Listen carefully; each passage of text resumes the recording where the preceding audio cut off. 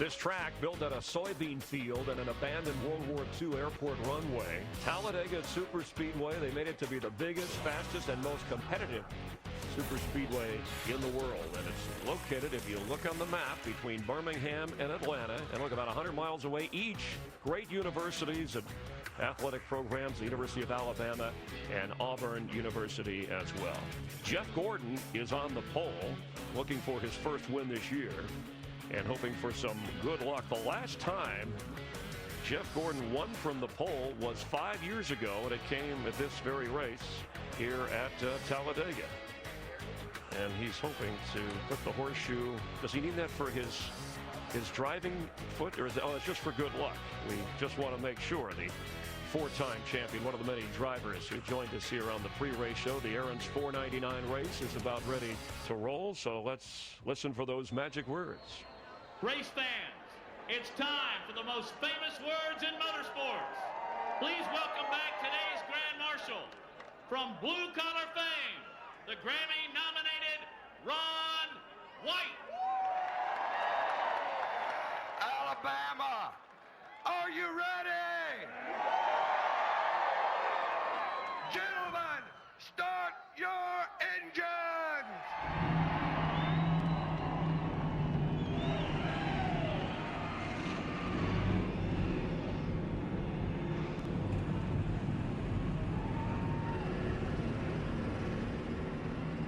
So we're going to watch the start. How will it finish? A photo finish? Controversy? It's a long way to go here at Talledega Superspeedway. Let's head upstairs to the guys who call the race. Larry McReynolds, Mike Joy, Darrell Waltrip, and Larry, once again, congratulations. I know we all are rooting for Brandon and happy for that win on Friday for him. Thank you very much, Chris. We're very proud of him. Yes, sir. That was a great day, but I'll tell you, Brandon did not show any speed until he picked up the third-place car on the backstretch of the final lap. He kept telling them over the radio he had speed, but we didn't know. Now, I wonder if today will play out much the same way, because, Darrell, this is a 200-mile-an-hour pressure cooker. As I tell Larry Mack in our PSA every week, stress is bad for you. You're looking a little peaked, you're looking a little tense right now. Well, this is the most apprehensive start you'll have all year long. You're like a storm chaser. You know, you see the storm, you see the tornado, you normally would run away from it, but today you're going to have to run right up in the middle of it. And that's where all that shaking and rattling and rolling starts, and you just got to be able to handle that. A multitasker, somebody like a Kyle Busch that can have a lot going on around him and still focus. That's the kind of guy that wins at Talledega. In the early laps, are you more concerned about not getting into trouble or more about where you want to go? Well, the early laps is when you're all bunched up, and that's when the turbulence is the worst. In the storm, all these cars run together. You won't believe how much air moves these cars around. It's unintentional. You're trying to hold the thing straight, and the wind's trying to blow you sideways, knocks you into somebody, he spins up in the middle of the field, half the field is gone. So early on, you got to be really, really cautious.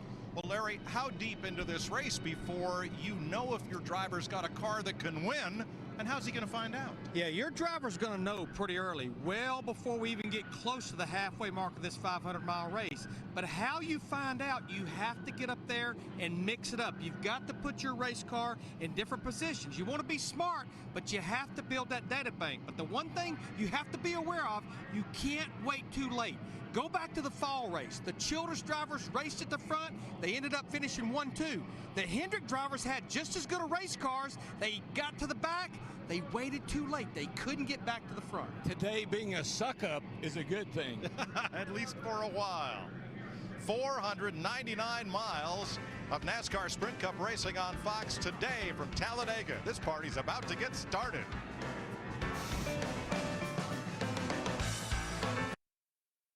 Welcome, race fans, to Talledega Super Speedway, where you're about to watch the running of the Aaron's 499, because at Aaron's $499 a month, we can make your dreams come true. This is the fastest, most fun race to watch of the entire year, and I know you're going to enjoy it. From our very best drivers, product technicians, delivering dreams home, just remember that nobody beats Aaron's. This is Talledega, where anything can happen. Baddest, boldest, she is the fastest. That's what this place is all about. 188 laps of holding your breath. It is on. You got no friends. You're out there to win this race, and you have to do it on your own. Survival at high speed. The question is not if it will happen, it's when it will happen.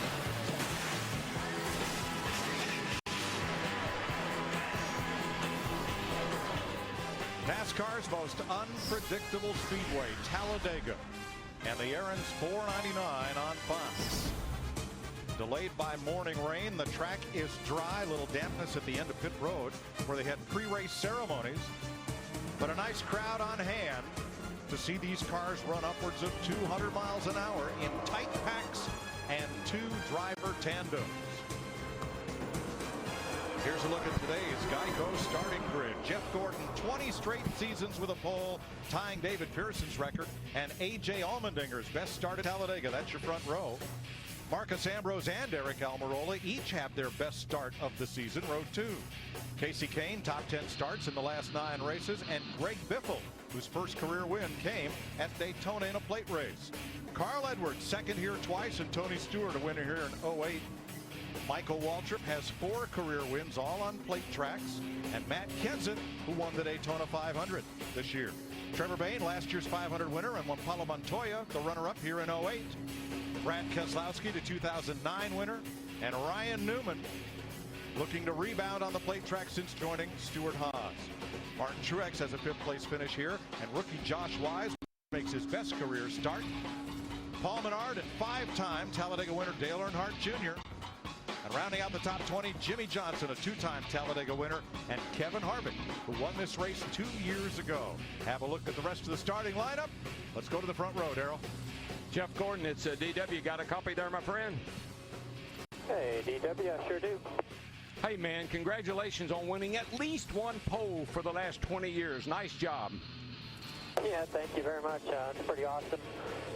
This one's all because of this team. You know, obviously we know what it takes to win a restrictor plate pole, and these guys have been getting the job done on these things, and it's pretty cool to have DuPont on board, too, celebrate 20 years with them.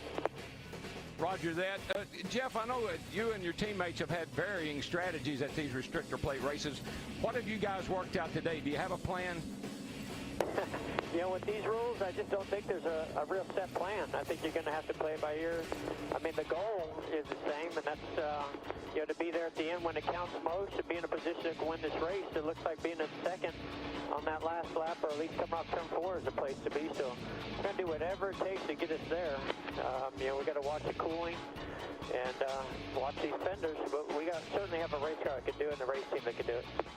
10-4, buddy. One more quick question. Is the temps going to be a problem today? It is for the guys that are going to be pushing. We don't plan on pushing until it's for the win. We see the checker flags in sight. All right, my friend. You're the best. Have at it. Good luck. All right, DW. Thank you. Hope everybody enjoys it. It should be a heck of a show. Jeff Gordon from the pole in his DuPont Chevrolet. Let's get down to pit road for late-breaking stories, beginning with Matt Yoakum. Mike, back in Daytona, Dale Earnhardt Jr., he was the Lone Ranger in the Chevy camp against those fast Roush Fords. He finished second, and you could hear the confidence in Dale Jr.'s voice and on his face in his sit-down with Michael Waltrip. They feel like this is the best shot he has had here at Talledega in about 8 years to go back to victory lane. This rules package, much like he had when he was so successful in his restrictor plate heyday. Keep an eye on the 88. They're going to be good. Dick Berggren? Well, Daytona 500 winner Matt Kenseth has a fast car, qualified 10th for this afternoon's race, but they have had troubles with a vibration. It started early in practice. They changed the drive shaft. The vibration went away, but then it came back. They are worried in Matt Kenseth's pit about a vibration because Matt says it eats speed. Steve Burns. Well, Dick, Matt Kenseth's teammate Greg Biffle says it's good news, bad news here at Talledega for him. He said, I run well here, I just never finish well. He said he learned a lot from the season opening Daytona 500, and that lesson is he wants to be out front. He said if anything happens where he gets mid-pack, he's going to get out of there as fast as he can because that's where trouble unfolds. Up front is where he wants to be, Chris Devoda. Well, Steve, Casey Kane started the season with a wreck at Daytona. But he said that was the most power he had ever had in a car at that track. And he says the car he has here today at Talledega, is even better. Now, the season has been quite a bit of a slump for Casey Kane, but he told me he feels like things have already turned the corner. Jeff Hammond? Well, Krista, Daryl and Mike like to talk about hot spots. Today, this is my hot spot. Cars will come down through here to the start-finish line at over 200 miles an hour. And for these fans sitting right here, they've got a front row view of exactly what's going to happen, whether it be a big and exciting crash or another history-making finish. Mike? Thank you, Jeff. Jet dryers exiting the track at the start-finish line, drying up where pre-race activities were held. This race is brought to you by Budweiser, beer that starts with full flavor and ends with a crisp, fast finish. Great times are waiting. Grab some Buds.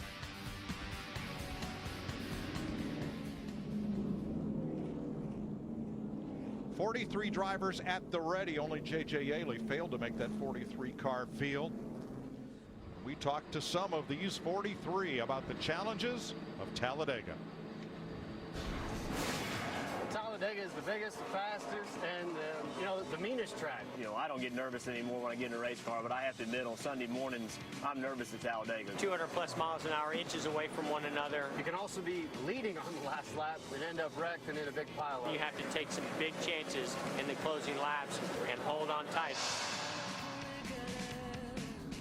They're in the 4,000-foot back straightaway, half a lap from the start of this 499-mile race on a day where it may hit 90 degrees and it is hot and muggy after morning rain. A bit of a breeze and a little bit of sun to help dry the track, mostly cloudy this afternoon. You know something you replace after this race? The steering wheel, because you will have such a grip on that thing that you will squeeze it till there's nothing left. Pace car runs 70 miles an hour, 55 on pit road. Fuel window for Sunoco Race Fuel, 42 to 46 laps. And things get interesting on pit road. David Gilliland, Travis Quapple, a couple of teammates there going to the rear of the field, unapproved adjustments. Getting on pit road here, Larry, coming off a track at 190 miles an hour and trying to get down to pit road speed. Got to be careful with those tires if you don't plan on changing. They're between turns 3 and 4, more than a mile from our position above the start-finish line. And in Friday's and Saturday races here, the leader right there was not the leader back at the finish line on the last lap. That's what I loved about our pre-race show, the piece we did with the start-finish line, Mike. How many guys would have won here if that line had been in the middle of the tri-oval? And you're one of them. I would have won. I would have got one more. That's right. A lot of onboard views for you today, and you see a lot of devices in there to help drivers keep their cool. Into the tri-oval, where that final move must be made to get to the finish line and victory lane. Talledega is ready to race. Green flag is in the air. Boogity, boogity, boogity. Let's go four-wide racing, boys.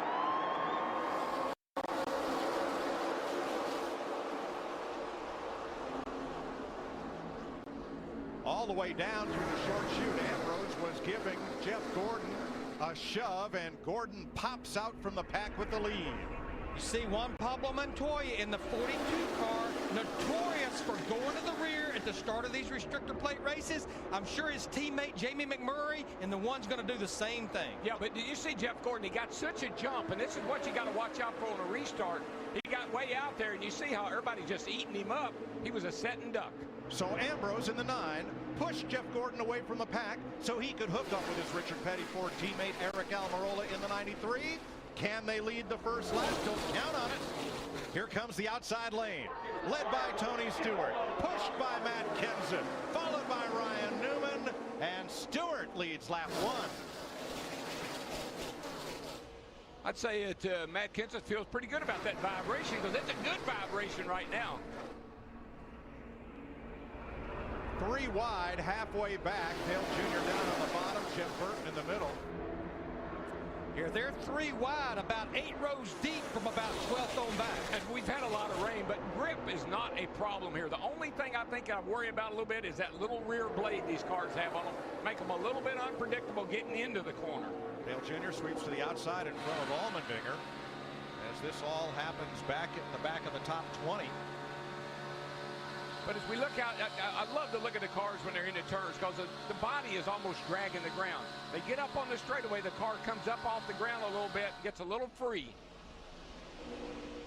Stewart and Kenseth continue to lead, and that outside line is not making any hay here. That's the same thing we saw in the Daytona 500. That second groove you could maintain, but you just couldn't move to the front. Kevin Harvick, the black and red 29, backing up to Dale Earnhardt Jr., A.J. Allmendinger, and the rest of that outside lane. It's a little bit early. I'm not making any predictions about what line's going to go and what line isn't going to go because it's going to change. In the ARCA race Friday, the nationwide race Saturday, the inside line, the short way around, was the fast lane for most of the race both days. This is a bunch of guys right here all wanting to settle in. Get down on the bottom, single file. Tony's leading them around here. Let's get some laps under our belt, get the car settled out a little bit, and then we'll go 4 wide when it comes time. Ryan Newman has settled into 4th on the inside. Just ahead of Eric Almirola now, and Greg Biffle, Jeff Gordon on the outside lane. See how fast we're going down this back straightaway. Should be pretty quick. Yeah. How about that, folks? 2:00:02. It's not even going to go below 190 miles per hour in the corner. Why? Because you're never off the throttle. Back to the trial vault for the 4th time. Tony Stewart continues to pull this train around Talledega. The lead draft more than 30 cars strong. Kenseth sits in 2nd, Ambrose in 3rd, Newman in 4th in the 39. Nobody making a move. Biffle in 5th. But Eric Almirola, who started up near the front, has been shuffled back in the number 43. He's on the right of your screen, the car with the white nose. There he is right behind Ryan Newman. Looks to the middle. Newman comes up. And quickly Biffle fills the spot on the inside. Then Edwards, then Waltrip, then everybody else. Well, and you know, normally at Daytona and Talladega, we have what we call the sucker hole. And that's the guy in the middle. You get caught in that middle without much help, you're going to go way back before you can get down in line and start all over again. Now that time Ryan Newman went way up high through the tri-oval, and he's going to lose 6th place and be up there in the slide lane toward the back. But that's what this is all about today, starting all over again. You're going to get to the front, shuffle down, go to the back, work your way back. Now he's right in front of Jeff Gordon, the 24, Steve, as they make their way to the back of the pack. He's okay, Mike. He just said, I'm trying to keep the nose clean and clear. I can see the temps going up if you're in line here. Just try to keep the nose clean. Bobby Labonte shoots the middle under Jeff Gordon. Labonte in the 47. Robert Richardson in the 23, the red car, making his first Cup start of the year. And that is Ryan Newman. He and Jamie McMurray wearing the same paint scheme today. But McMurray's number 1 on the roof is orange. Newman's roof number is white, so the spotters can tell them apart a mile away. Yeah, Ryan Newman started in the 14th position. He had moved to the top 5 before lap 2. Now he's back in the 28th spot. Denny Hamlin. Push comes to shove right here down the backstretch with the 21 of Trevor Bayne. And they are picking up speed. This traffic right now, it's about like 7 o'clock traffic on your way to work. Yeah, I'll give this guy a break. I'll get in that line. I'll get in that. You just wait a little while till it gets close to 8 o'clock traffic. Well, now, when that pair was hooked up, Larry, they're 5 miles an hour quicker than the cars in the bottom lane. It's a lot like 2 train engines hooked together. The aero drag doesn't go up, but you almost double the horsepower when you hook together.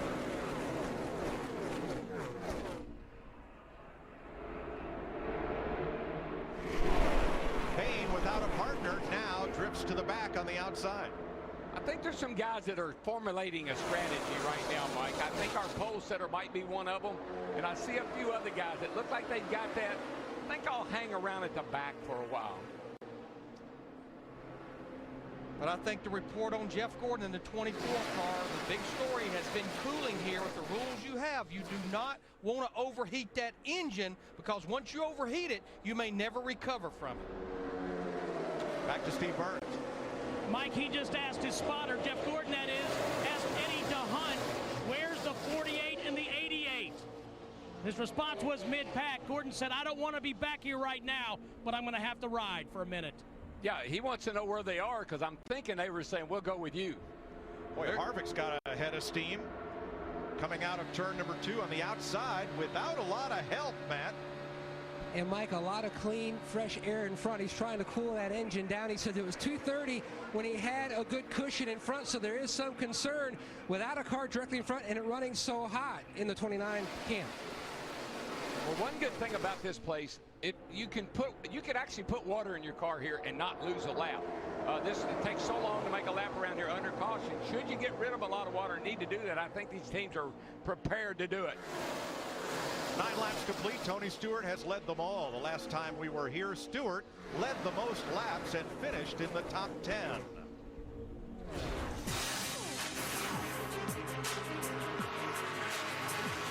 You're watching NASCAR on Fox.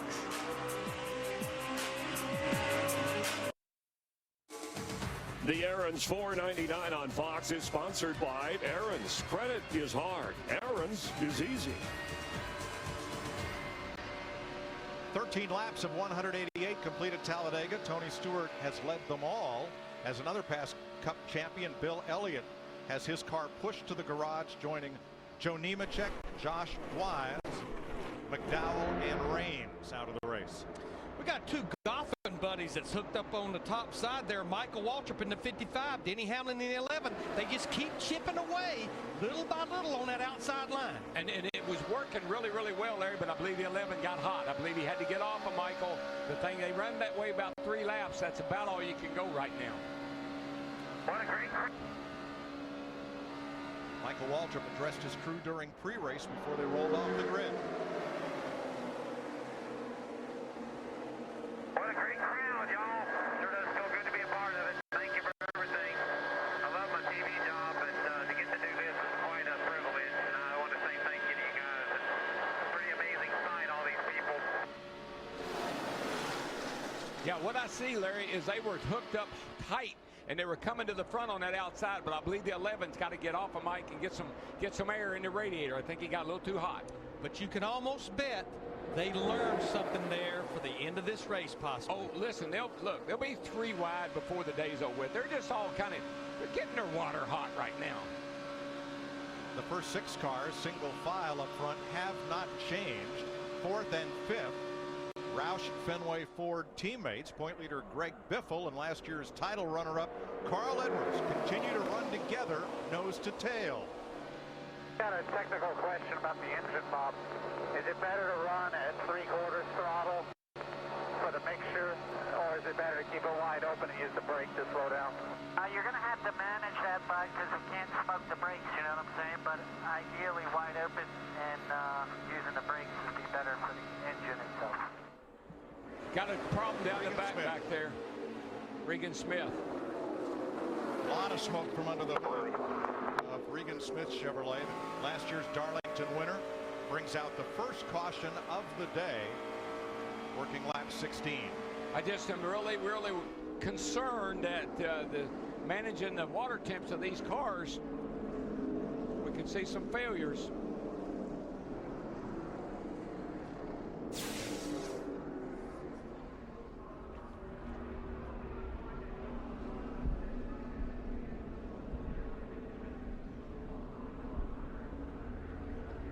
Running in a tight pack there and up in smoke. Yeah, I think just exploded. Now that's going to make the Childress group a little nervous because this is one of the engines out of the Earnhardt Childress Racing engine shop. They've got a lot of engines in this race, but you can almost bet probably from overheating. That's my first guess, Larry, and it's been a concern I've had. These guys are absolutely right on the edge of not having enough coolant to be able to keep an engine together all day. Now Smith has told his crew on the radio that the water temp never got into the danger zone, so we're not exactly sure what's happened, but Regan Smith will get hauled back to the garage area. So first pit stop of the day, what will they do, Matt? Mike, the strategy down here in Tony Stewart's 14 pit is simple. The Goodyear tire wear is so good, they're not going to take any tires and just fuel only on this first stop. Dick? Kansas has said nothing on the radio about the vibration that they were concerned about. He's just been hanging out in third spot. Steve? Well, Dick, Greg Biffle says that his car is quick, but it's just a little bit free, so they're going to adjust that. Chris Devoda. Steve, Martin Truex says his car is better than it was in practice, but he's complaining about it being wobbly, especially with cars at his door on the bottom. They are talking about making a 2-tire change on this stop. Thanks, Krista. All 37 cars running were on the lead lap, so there will be no lucky dog on this first caution. Where they have to be careful, I think most of these drivers are going to go with fuel only. It's going to get very congested on pit road. Get ready. 3, 2, 1.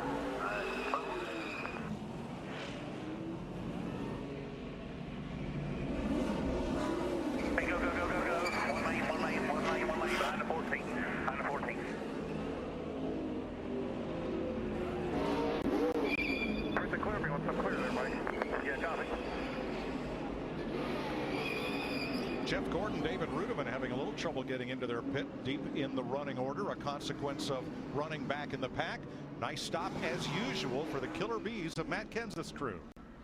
They definitely went with fuel only. Pit selection may have helped win that battle. 9 drivers chose not to pit. We'll update those when we come back.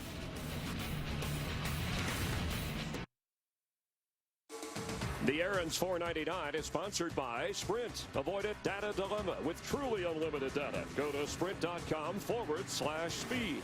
By KFC. Come in today and taste why fresh is better. And by Geico. 15 minutes could save you 15% or more on car insurance. Let's take a look inside what's happening in the Sprint Cup Series, brought to you by Sprint. Rookie Josh Wise ran the fastest lap of the race, and then after one more lap, went to the garage. Tony Stewart has led the most laps, 16 of the 18 so far. Get unlimited access to the Sprint Cup Series with live in-car audio and real-time stats through the NASCAR Sprint Cup mobile app on your Android-powered device. Only on the Sprint Network. Learn more at sprint.com/speed.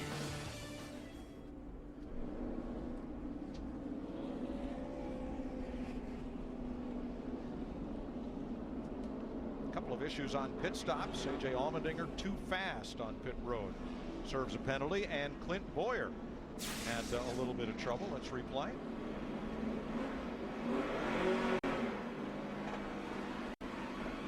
Change right side tires on Clint's car. Fresh water bottle.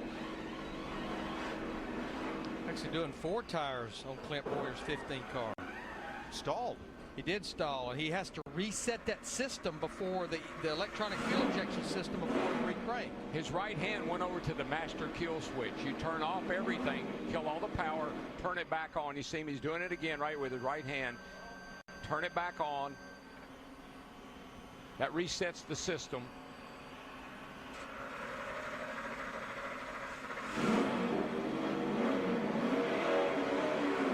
Just sort of some of the procedure that you have to go to when you stall the engine. All part of learning about the new electronic engine management systems in use in NASCAR this year, including electronic fuel injection. A.J. Allmendinger gigged for speeding along with David Gilliland on the first caution flag. Now, we mentioned 9 drivers stayed out when the rest of the lead lap cars pitted. They have now all come to pit road, and during that cycle, Travis Kvapil, Paul Menard each led a lap, along with Matt Kenseth, who's the front runner right now after pit stops. It's perfect time for a caution because we run 20 coming to 20 laps. Kind of got a chance to talk about temps, talk about strategy, and talk about if you need to make some adjustments, and we got a car slow here on pit road. That'll be the 33 of Tony Raines, which had been in the garage and now comes back out. Last spring, when we had 88 lead changes, there were 7 lead changes in the first 15 laps. This year, none. Well, just one. Tony Stewart went to the front and led the first 15 as Matt Kenseth and Greg Biffle bring them across to the green flag. Roush guys are lined up on the outside here. 1, 2, 3. This is kind of what we were thinking. But also was kind of thinking that they left Carl hanging. I was going to say, Matt Kenseth in the 17, Greg Biffle in the 16 dropped to the bottom, left their teammate Carl Edwards in the 99 up top. Now it's Kenseth who may have too big of a lead as the duo of Stewart and Ambrose come toward the front, but no, Stewart drops in behind Kenseth. Man, you go with the best. You go with your best option. You know, this is no time for loyalty. You got to go with who can take you to the front and keep you there. What does the 9 stuck in the middle, Marcus Ambrose, take away from that? Bye-bye. Don't get in the middle.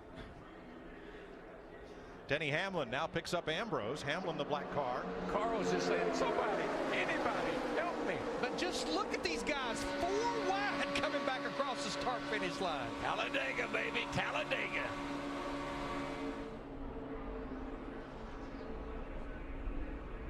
This is also, after that little break right there, kind of talk things over, things can get a little dicey because you've gotten comfortable now. Take a deep breath, and you're ready to do some serious racing. Seeing Jimmy Johnson in that 48 Lowe's car wanting to play a little bit here, maybe build some data for later on in the race. He's getting a push here. You see it from Marcus Ambrose in that 9 car. Now that's something Johnson, as he said in the pre-race, did not do any of in practice, was run in tandem or run in the big packs. They made a lot of single car runs. Let me tell you, coming through the tri-oval at 200 miles an hour is the most difficult place on this racetrack. You can lose control of your car quicker there than anywhere else on the racetrack.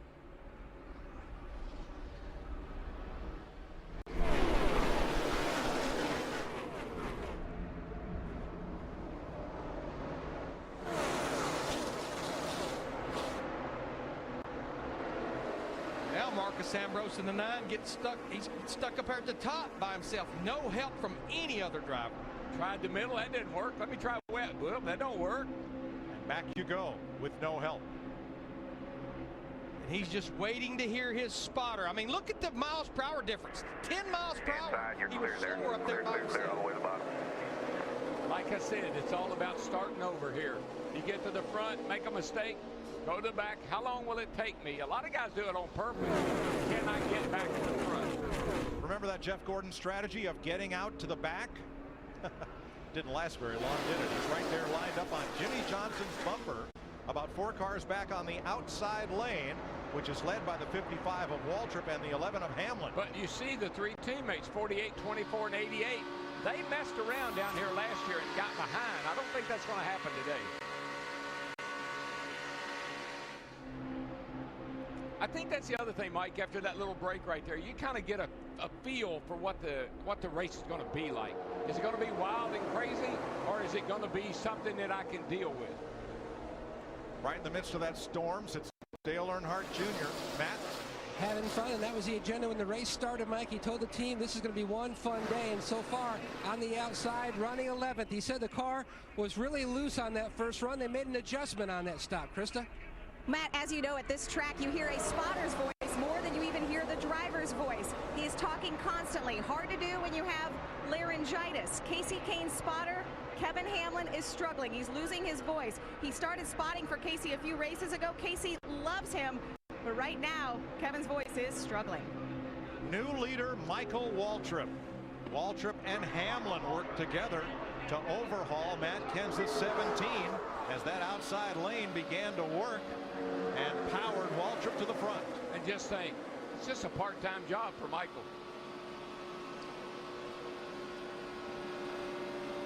Right now, he's looking to see where his water temp is. That's the big concern. What was it when I was being in the pack? What is it when I get out front in clean air? You know, he might have a part-time gig. This is his 52nd start here at Talledega. This is cup of tea, baby. Daytona and Talledega. Looks pretty comfortable, Larry. Car's smooth, not fighting the wheel. Looking back from Michael at Denny Hamlin in second. And I think also he's looking out the back out his right side. He sees Jimmy Johnson in that 48. His teammate Jeff Gordon, they just keep chipping away a lot like Michael Waltrip and Denny Hamlin did. I think they can push each other for, it looks to me like a couple laps, really tight. Then they got to get a little separation, kind of like we see between the 11 and the 55 or the 48 and the 24.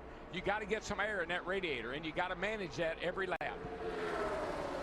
This year, NASCAR lowered the rear spoiler, less downforce, less drag, but they also narrowed up the radiator opening, limited the size of the radiator, and put a pressure relief valve in the cooling system so drivers couldn't push each other all day. I think the other thing that we don't talk much about, but you see the back bumper of Jeff Gordon's car, how close to the ground it is? That's actually been extended down to keep air from coming out from under the car and cooling the car behind it. So a lot of aero gimmicks trying to separate these cars. I just think one reason Jeff Gordon is so gun shy, you talked about those rules. Remember, he overheated and lost an engine in the Daytona 500 just because of that. I know why he's gun shy. Remember, he was upside down at Daytona, and I think that's the first time that ever happened to him. 3 wide, middle of the pack. That's Rudeman up top. Landon Castle, 83 in the middle. Eric Almirola on the bottom, 43. Labonte goes up high, maybe to pick up Rudeman here. We'll see. As Ambrose stuck in the middle, and the number 9 trying to work his way back to the front, but it's a long way back. Quick to fall, slow to climb in these big long drafts at Talledega.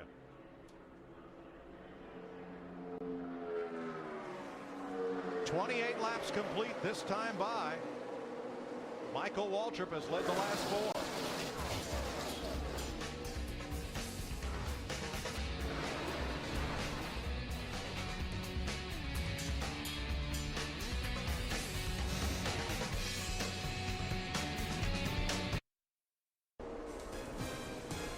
Two laps complete as they flash across the stripe. Michael Waltrip leading from Matt Kenseth, Tony Stewart, Greg Biffle, and Jimmy Johnson. Waltrip has now led in 21 of his last 23 races at Talledega. Bill Elliott returned to the track. He's the black car on the bottom as Waltrip and Hamlin flash by.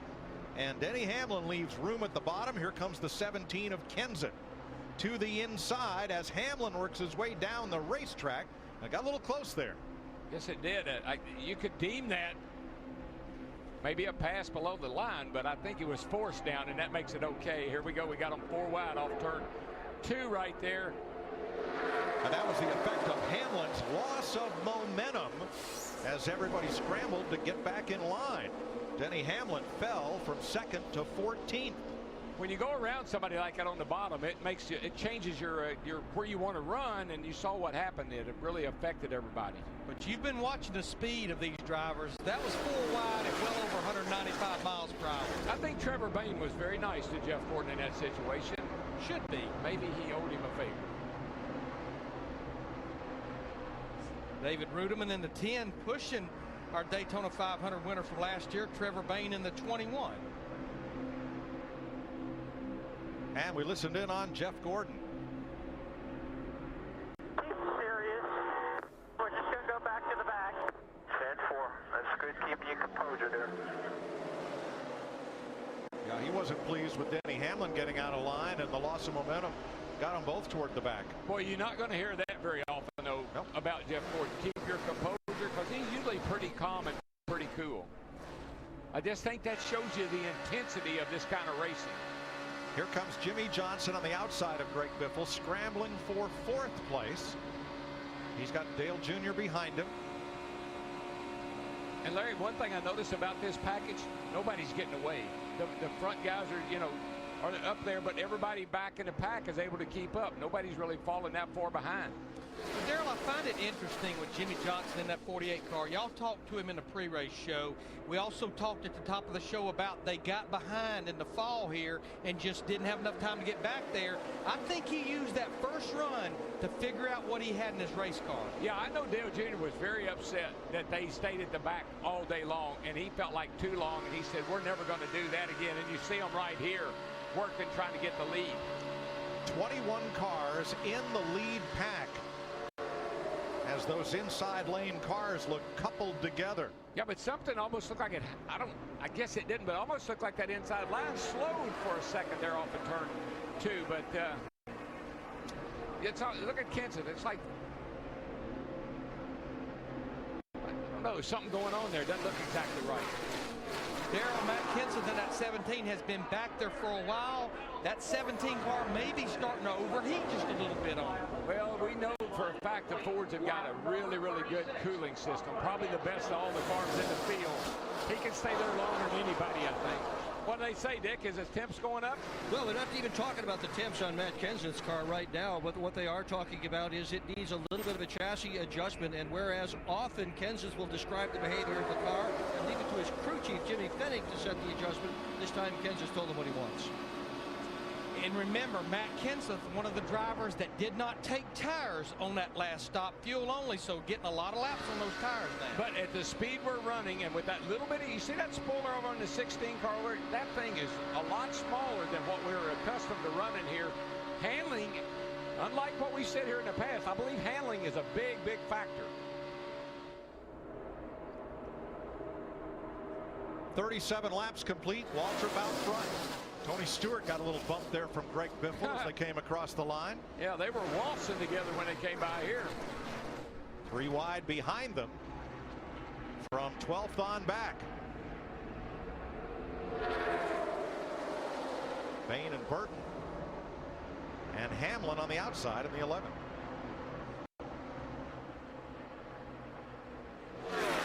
Michael Waltrip leading is our Toyota top performer in the running order at 37 laps.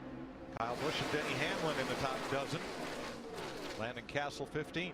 And just think, Denny Hamlin was right there with Michael, got shuffled out and went all the way back to 11th. Jimmy Johnson in that outside lane have now fallen well back, even with 7th place. I really think, Mike, that's probably a product of cooling. The guy just can't stay on you over 3 or 4 laps, doesn't look to me like, and you got to get a little separation to get some air to the radiator.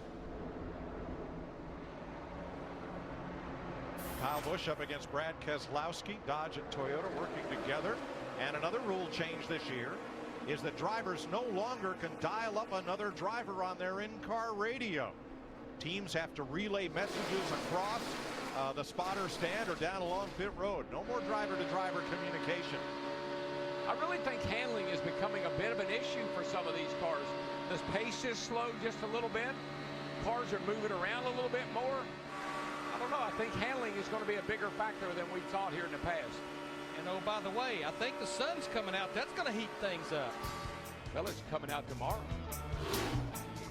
Michael Waltrip in front of Matt Kenseth and Tony Stewart.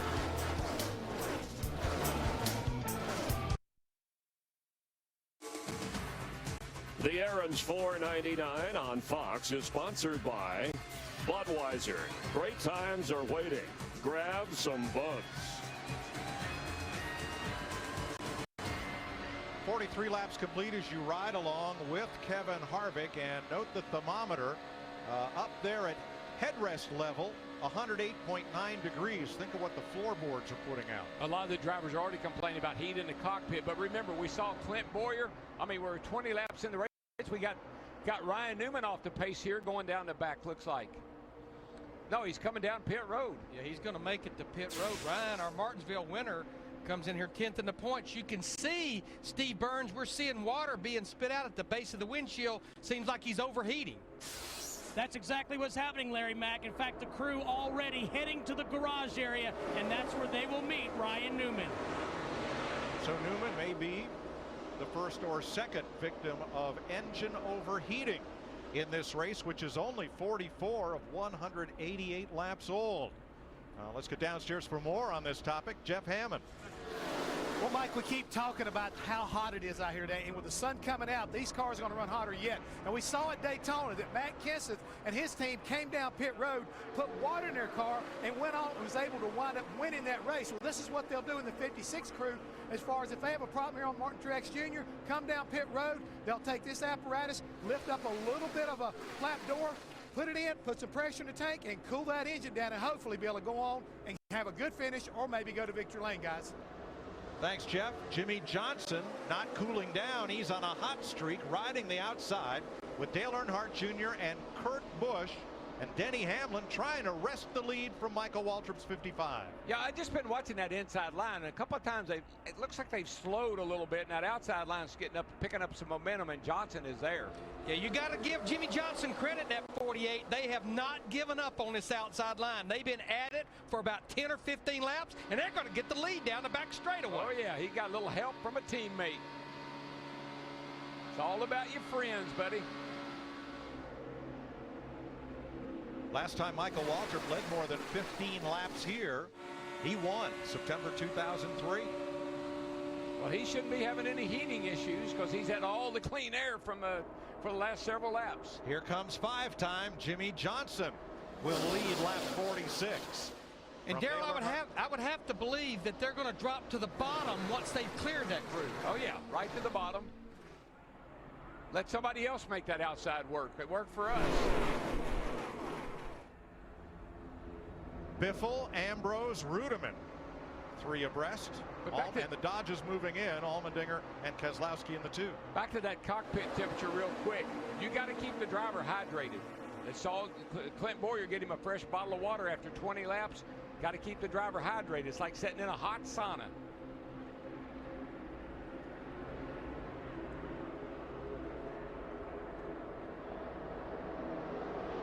Oh, Marcus.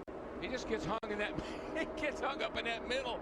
It just ain't going to work for you, son. Yeah, the 9-car Marcus Ambrose. It seems like he's always at the wrong place at the wrong time. Well, he's trying to sniff a draft off the 24 of Jeff Gordon.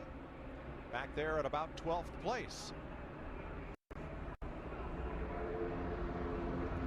I think Jeff Gordon's got his radar on. I think he's just watching things. I don't think he wants to get up there and get in anything right now. He's just kind of watching. If we get this outside line organized again, go it up there, see what we just did. It almost sounds like he wants to try what Jimmy Johnson and Dale Earnhardt Jr., his teammate, just were able to accomplish, is kind of get organized there on the outside, see if we can go to the front. 18 cars trying to break away in this lead draft. 48 laps complete in the Aaron's 499 at Talledega, as we've seen a lot of this. 3 wide. Film yourself announcing your favorite driver, and your video could introduce them at the NASCAR Sprint All-Star Race, aired live on Speed. Plus, win a custom autographed All-Star helmet. Introducing in the number 5 car from Humanclaw, Washington, KCK.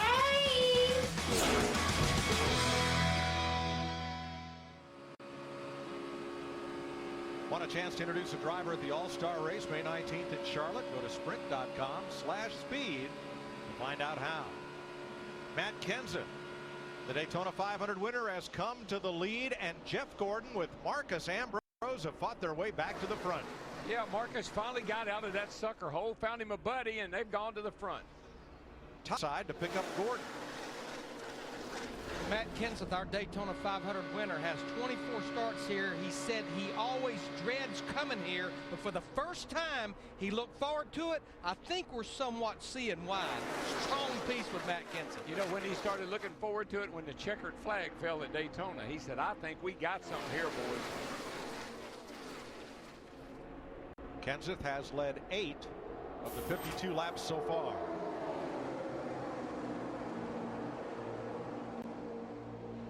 Drop back to 6th place. Dale Earnhardt Jr., Matt.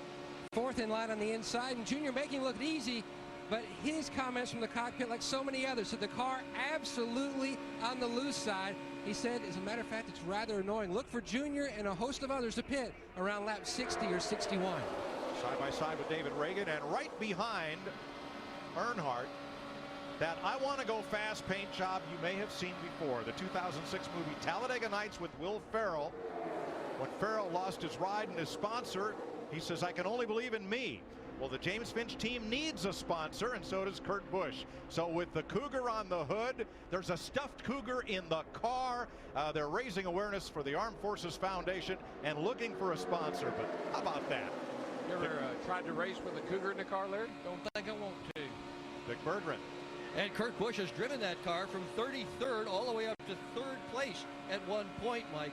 Bear in mind that this team is a very small team, and they lost 2 of their best cars in wrecks at Daytona. This is the 3rd car in line.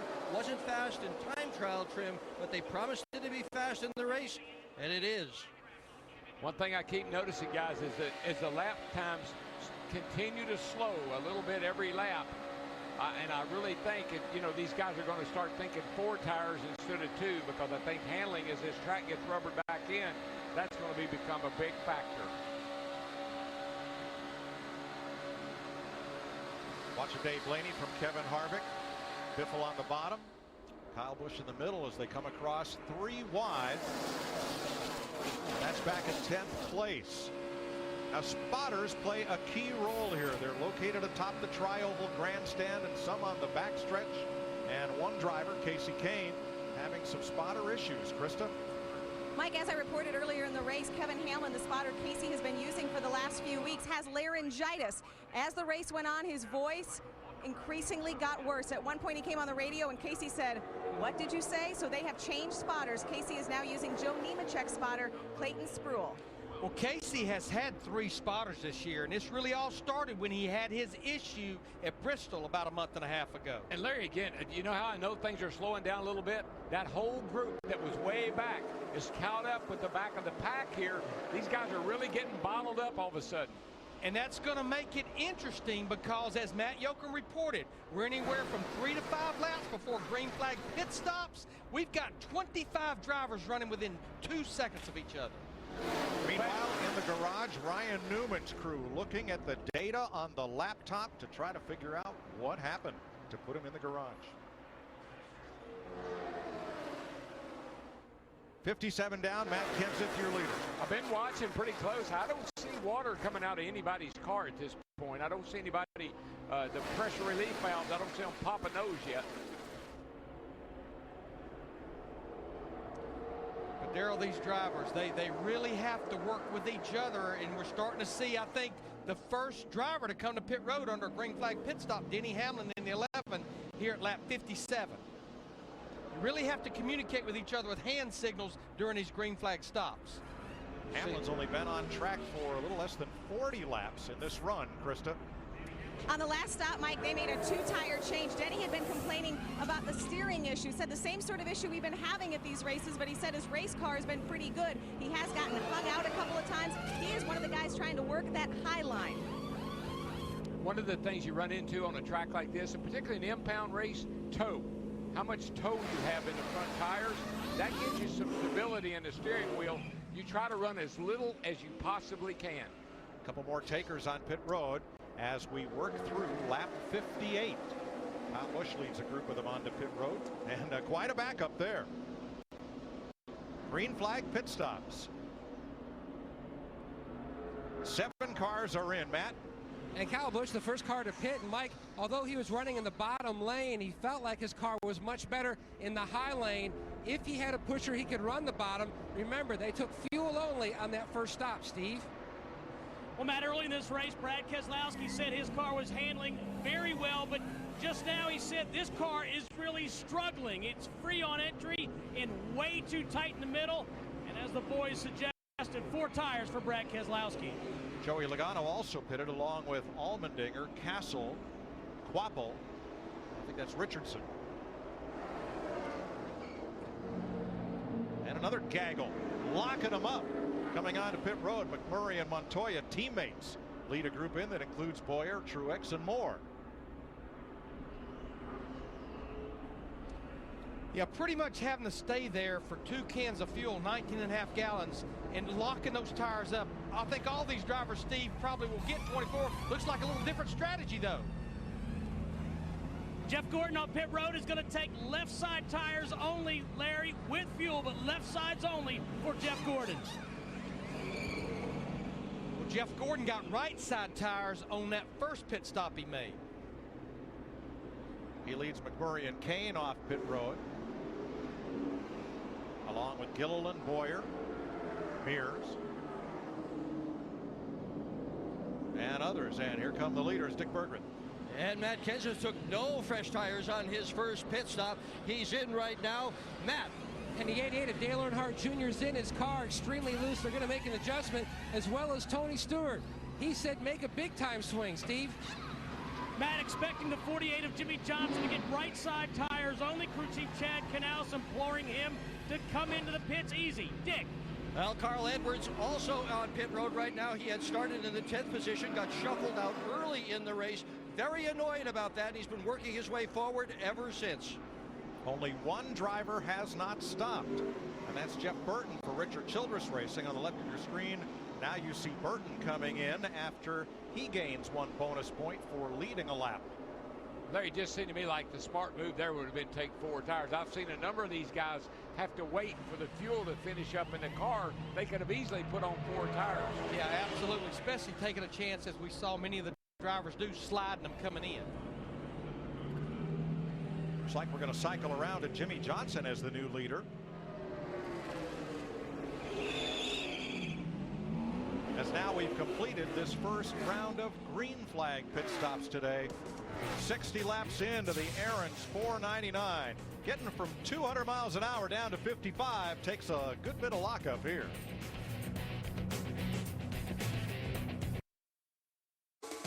The Aaron's 499 is sponsored by AT&T, the nation's largest 4G network. AT&T, rethink possible. By Farmers, we are insurance, we are farmers. And by Coca-Cola, it's time to refuel. Coca-Cola, open happiness. 64 laps complete, just past 1/3 distance. Dale Earnhardt Jr. leads a 4-car breakaway. And here's what's fresh off the wire.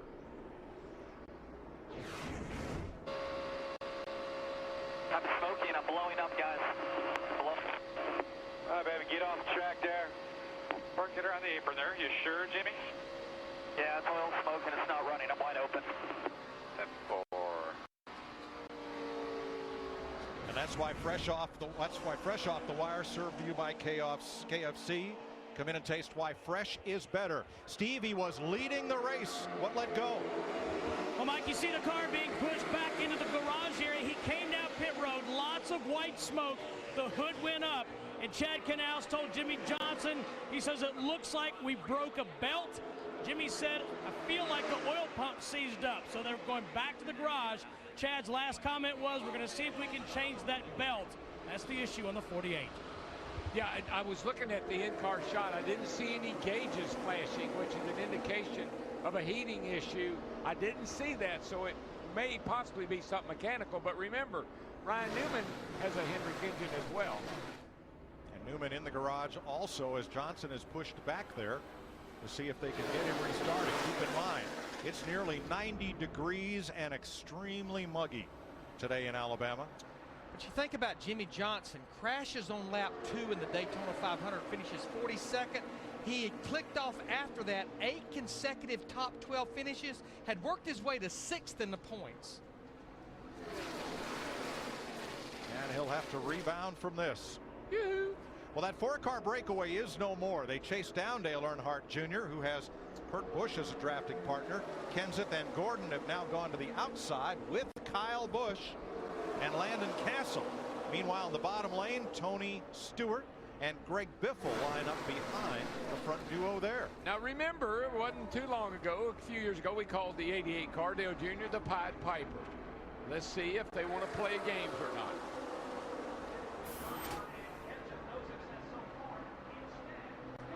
That's the 2 drivers that battled it out 12 years ago for the 2000 NASCAR Rookie of the Year. Matt Kenseth ended up winning that year as far as Rookie of the Year. Well, just think, Dale Jr. and he were right there at the finish of the Daytona 500. These same 2 cars, so just working on each other again. That'll be Casey Kane, Kyle Busch, Tony Stewart, Landon Castle.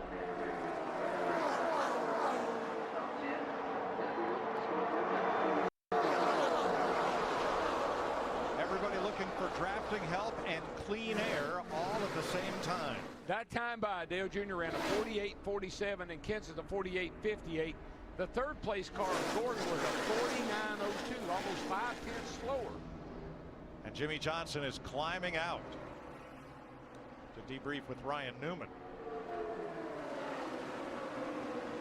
Now, Denny Hamlin was up with the leaders but now finds himself back in 32nd place. Very deep in the running order, still on the lead lap, but 17 seconds out of the lead. He was the first driver to hit pit road at lap 57, but of all the drivers that did 4 tires, he had the slowest stop of any other driver. You can see the problem right here on the left side. They couldn't get the left front on, and now he's finally found David Rudiman to hook up with. Certainly Denny Hamlin needs a caution. 20 seconds, that pit stop, 5 to 6 seconds slower than most of the other drivers. See, the way this shock package is on the front of these cars, it will not let the tire drop down. The shock actually holds the thing up under the car like that. It makes it very difficult to get it out. 4 extra seconds here. Well, that's a quarter of a mile out on the racetrack. Well, and he had to run a bunch of laps by himself, which is much slower than running in a pack, till he finally found David Rudiman, but they're still going to be substantially slower than this pack. 70 laps complete this time by. It'll be 118 to go. NASCAR's fan favorite, Dale Earnhardt Jr. out front.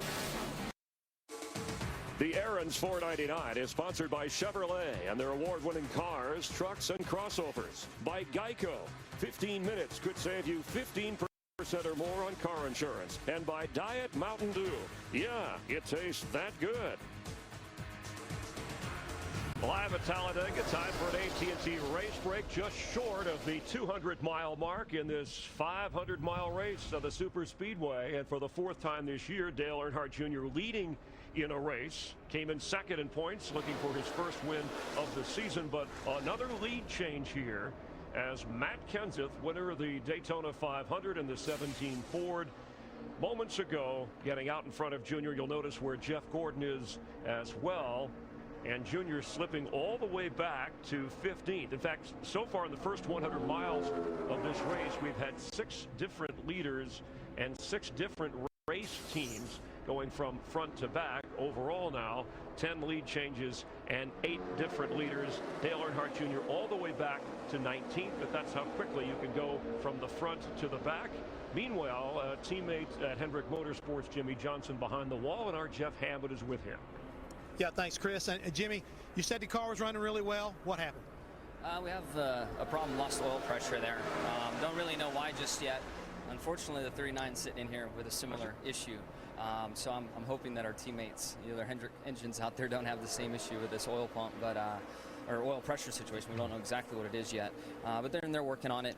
The car still spins over, so hopefully we can get things, find out what went wrong, get back out on the track, try to collect some points. But this is a bummer. I mean, we had such a great race car up there leading the race, and had something happen there. Thanks, and sorry for your trouble here, Chris. It looks like they've got to dig out of another hole here at the Super Speedway. Yeah, but it can happen here. Thank you, Jeff and Jimmy. That's why Clint Boyer, who's won 2 of the last 3 Talledega races, had that pit stall problem earlier, hanging around 28th, 29th. Not a lot of panic, because time that he can move up, just like Tony Stewart, who led the first 16 laps of this race, had to go back. So he's aware that he can lead and handle the front. Maybe wants to test, as he told us on the pre-race show, the first 50 to 75 laps, see how he figures in the race. Seems like Tony has that figured out. Let's check our drivers at the AT&T Fastest Driver Challenge. You can text FAST to 34763 to play, or visit AT&TFasterDriver.com for a chance to win 4G. Brought to you by the nation's largest 4G network, Rethink Possible. And back upstairs, and Darrell and Larry, Matt Kenseth, good at Daytona restrictor plate races, as you pointed out, number 1 here at Daytona, but in a groove today. Yeah, you know, Chris, he was so anxious to get to Talledega with this car. Won Daytona, and they got a great package for these speedways right now. The Ford guys do, and certainly Kenseth. 78 complete with Matt Kenseth out front. Challenge from Michael Waltrip on the outside. Here's our Ford F-150 EcoBoost track facts for Talledega. 18 wins for Ford at the world's fastest speedway. Ford has led the point standings after 8 of the 9 races in 2012. And Jamie Mack was the last driver to win here in a Ford. Well, Jimmy Johnson had only 1 engine DNF in the last 141 races going into today. So a rare problem for him, as Kenseth continues to haul Kurt Busch around the speedway with Casey Kane and Tony Stewart. These restrictor plate engines are finicky little engines. They run the oil pressure as low as they think they possibly can. It cuts down on the turbulence inside the engine, and drag and friction on these restrictor plate engines is a huge thing engine builders concentrate on. You know, I've been watching Michael Waltrip in that 55 car. He lost his friend, Denny Hamlin, in the 11 through that bad pit stop, but he's found a new friend, A.J. Allmendinger, who had a penalty on the first caution for speeding on pit road. A.J.'s worked his way back up there. There's the dinger, and I continue to be impressed with the run of Kurt Busch and the fun that he and James Finch and company have had with this Talledega Nights Ricky Bobby scheme. It even carries over to their in-car radio discussions. Slingshot engaged. We copy down here, Ricky. The pack is gaining on you guys pretty good there, Ricky. They're about a second a lap faster. Yeah, 10-4. I don't want to bump into him and spill his macchiato. Does he have all those movie lines on his dashboard or what? No, but you know what? For Kurt, they should script his radio conversations every week. I think it'd really pay off for him. I'll let you suggest that. Matt Kenseth, after 80 laps, is the leader in the Aaron's 499 on Fox.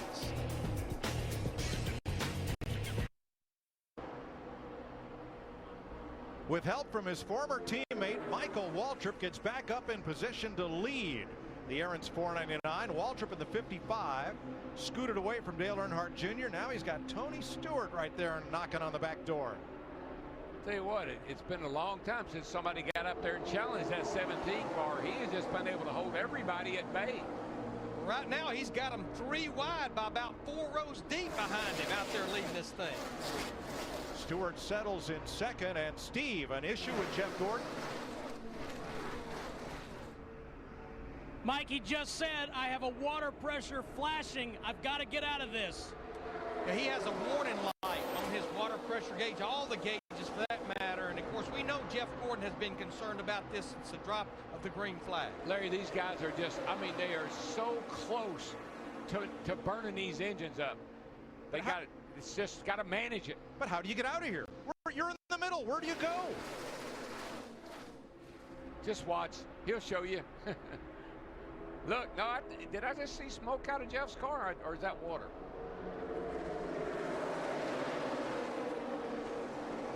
Jeff Gordon perhaps with a problem, down to Jeff Hammond.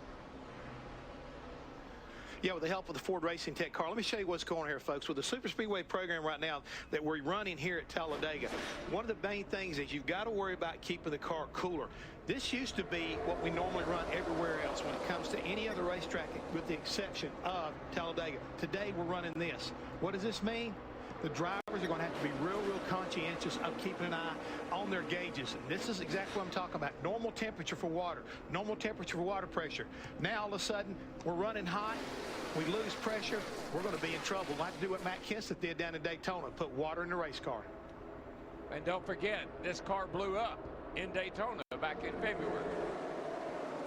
That little grill opening above the word Impala, that's just a decal. The actual radiator opening is in the bumper face, again, to prevent continued bump drafting. Yeah, all of these rule changes, NASCAR listened to the majority of our fans that did not like that 2-driver tandem that we had in 2011. I just don't think they gave these guys enough room to operate, though. It's right on the edge, and if you have anything go wrong, it's just no insurance. Casey Kane, Michael Waltrip, Dale Jr. working on the high side, up at 3 and 4. And Larry, I think that's one reason we haven't seen a lot of aggressive bump drafting. You don't want to close that opening up. You can't afford to. Daryl and I were talking about Casey Kane in that 5. Yep. He has looked so strong. He's up there wanting to lead. Yeah, I've been watching his lap times, Larry. He's been one of the fastest cars. He's been back in the pack a little bit, but he's been really fast. Kane has shown speed since joining Hendrick Motorsports at the start of the season. He does not have the finishes to show for it. Getting a little wide back here.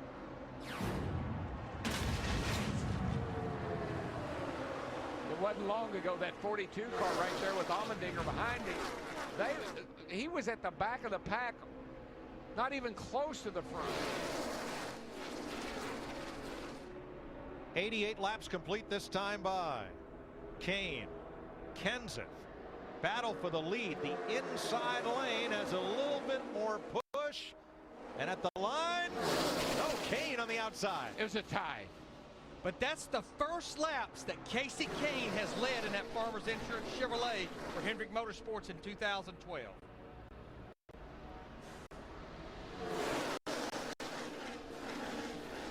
I still watch that 17 car, and he's got the muscle, man.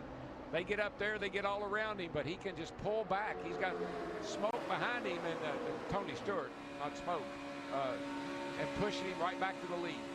Matt Kenseth led 50 laps at Daytona. He's been out front for 30 laps today. And in the first half of this race, Kenseth's Ford has shown it's the car to beat. I believe so. A couple of other drivers I'm seeing up there in the mix is the Earnhardt Ganassi drivers of Montoya and the 42 McMurray and the 1. They're starting to make a little bit of noise. And they rode at the back, Larry, for a long, long, long time, and they just started to make their moves here recently.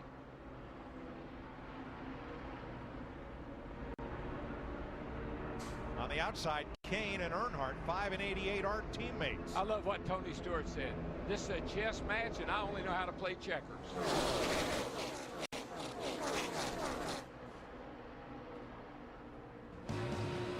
Casey Kane at the front, Jeff Gordon at the back of that 28-car draft after 90 laps in the Aaron's 499.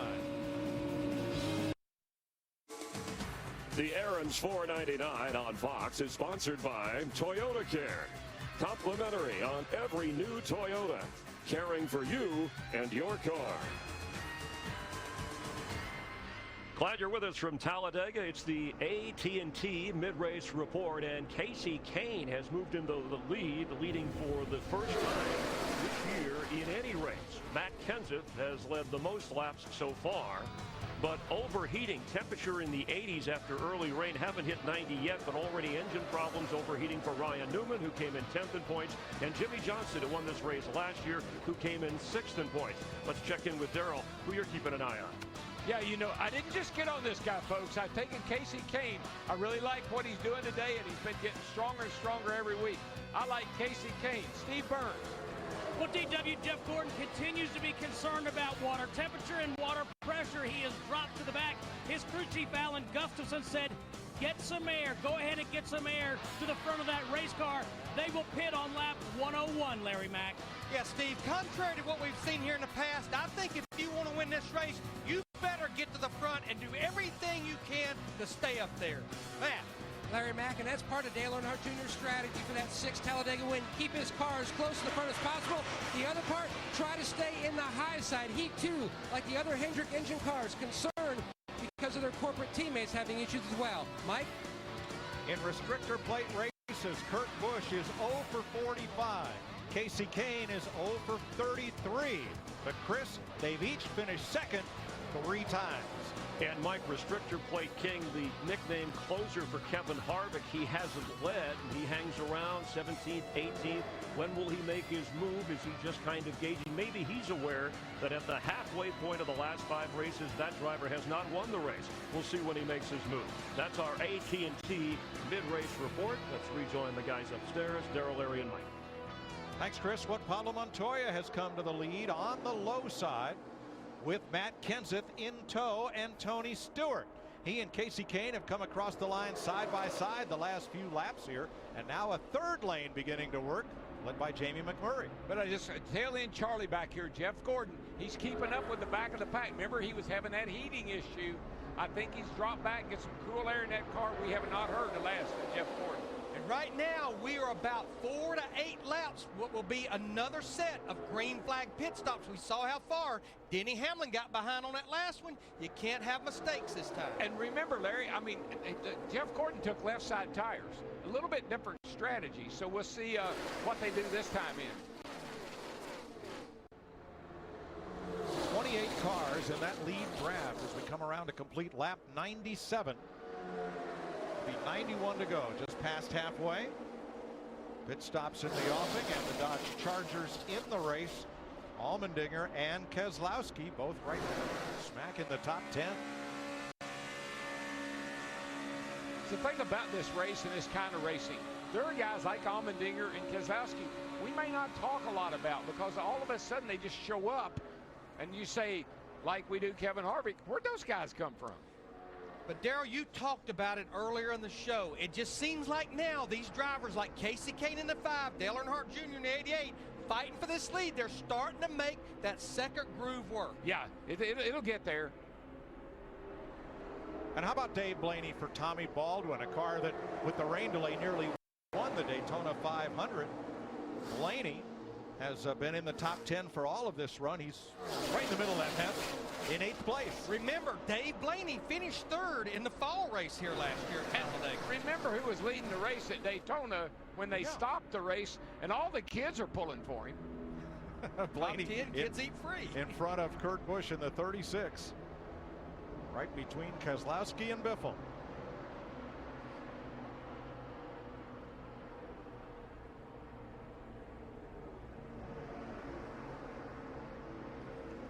But looking at Montoya in that 42, I think he's doing exactly what we talked about. He's been notorious for running at the back till about 15 or 20 laps to go. Here he's up here leading as we're starting to get into some green flag pit stop. And Larry, look what we're averaging for our race pace right now. 181 miles an hour average speed so far. Both the Penske Dodges on pit road, Allmendinger and Keselowski. Kristen. A.J. Allmendinger starting second in this race, had to go to the back for a pit road penalty. He's worked his way back up towards the front. A.J. Allmendinger saying his strategy here, a lot of prayer. Steve? 4 tires for Brad Keselowski, Krista. They also gave him a windshield tear-off, and they're going to make a slight chassis adjustment because handling is an issue for Brad Keselowski. Now you can get off pit road without losing a lap, but you will lose a lap on a green flag pit stop as you try to come up to speed and the pack comes by. More takers on pit road. Casey Kane, Dale Jr., Kurt Busch, and more. Dick? Oh, here's the 51. That's Kurt Busch pitting right now. That crew also pitted for him yesterday in the preliminary event. Matt? And they just pulled the tear-off off Dale Earnhardt Jr. Chevrolet. 4 tires on this stop. Krista? Matt, Casey Kane loves the momentum of running up front, leading laps, something he hasn't done all season. A 4-tire change for Casey Kane.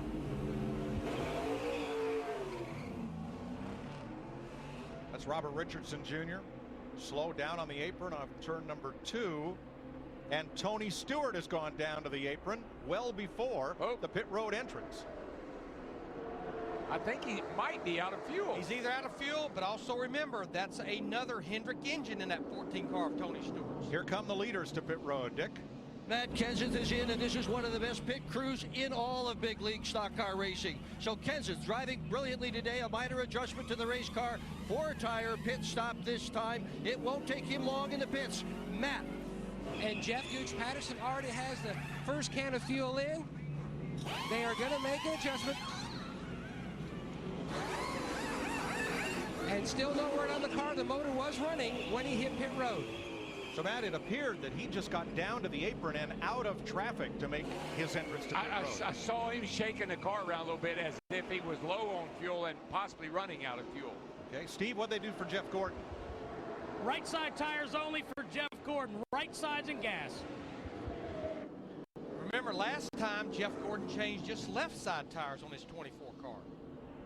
Kevin Harvick picks up the lead from Paul Menard. Michael Waltrip is in. Dick? And Michael Waltrip's big problem is not the car, it's his feet. His feet have gotten hot inside the race car, Matt. Right, trying to keep up with the racetrack as it's getting hotter and hotter, the track getting slicker. They made a slight adjustment on the 18, Steve. 4 tires for Greg Biffle, Matt. He too gets a clean windshield. No other adjustments to that race car, tires and fuel. That leaves just Kevin Harvick and Paul Menard out on the racetrack. Their car owner, Richard Childress, inducted into the International Motorsports Hall of Fame here Thursday night, along with drag racers Kenny Bernstein and John Force.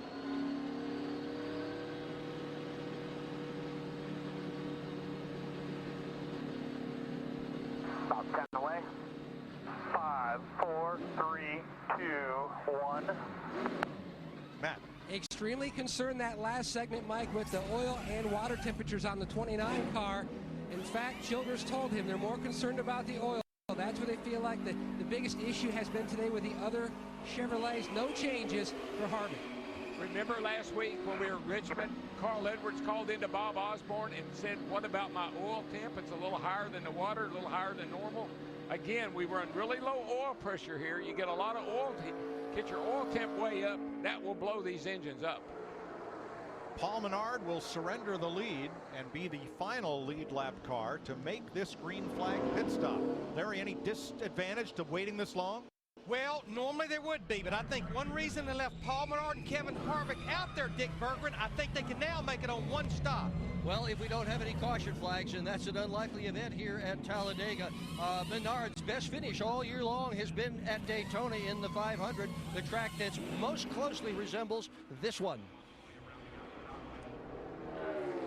And Mike, to your point, looks like Kevin Harvick in that 29 car, he's going to get up to speed as he's trying to be overtaken by Greg Biffle in the 16. So worked out pretty good. He's not going to keep the lead, but he should blend in somewhere with this pack. Greg Biffle, the Sprint Cup point standing leader, up on the outside and to the lead as they come past Paul Menard. Whoa. Menard did not lose the position on pit road, but he will lose it now. He's not eligible to blend up into traffic till he gets up to speed in the back straightaway. Boy, the 88 and the 5 almost had an issue. The 5 really shot up the hill. You can see he lost a lot of ground, but he's got a great pusher coming up behind him. Watch this going into turn 1. Just a little dicey.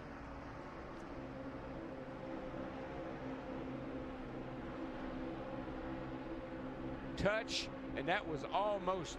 Wow. That was an almost. And you know what I feel? I feel a little tension starting to build amongst all these guys. They're getting hot, they're getting a little tired. Things are going to pick up. Earlier, Dale Earnhardt Jr. upset teammate Jeff Gordon with a move that put Gordon back in the pack. He came back and returned the favor. Greg Biffle is your leader.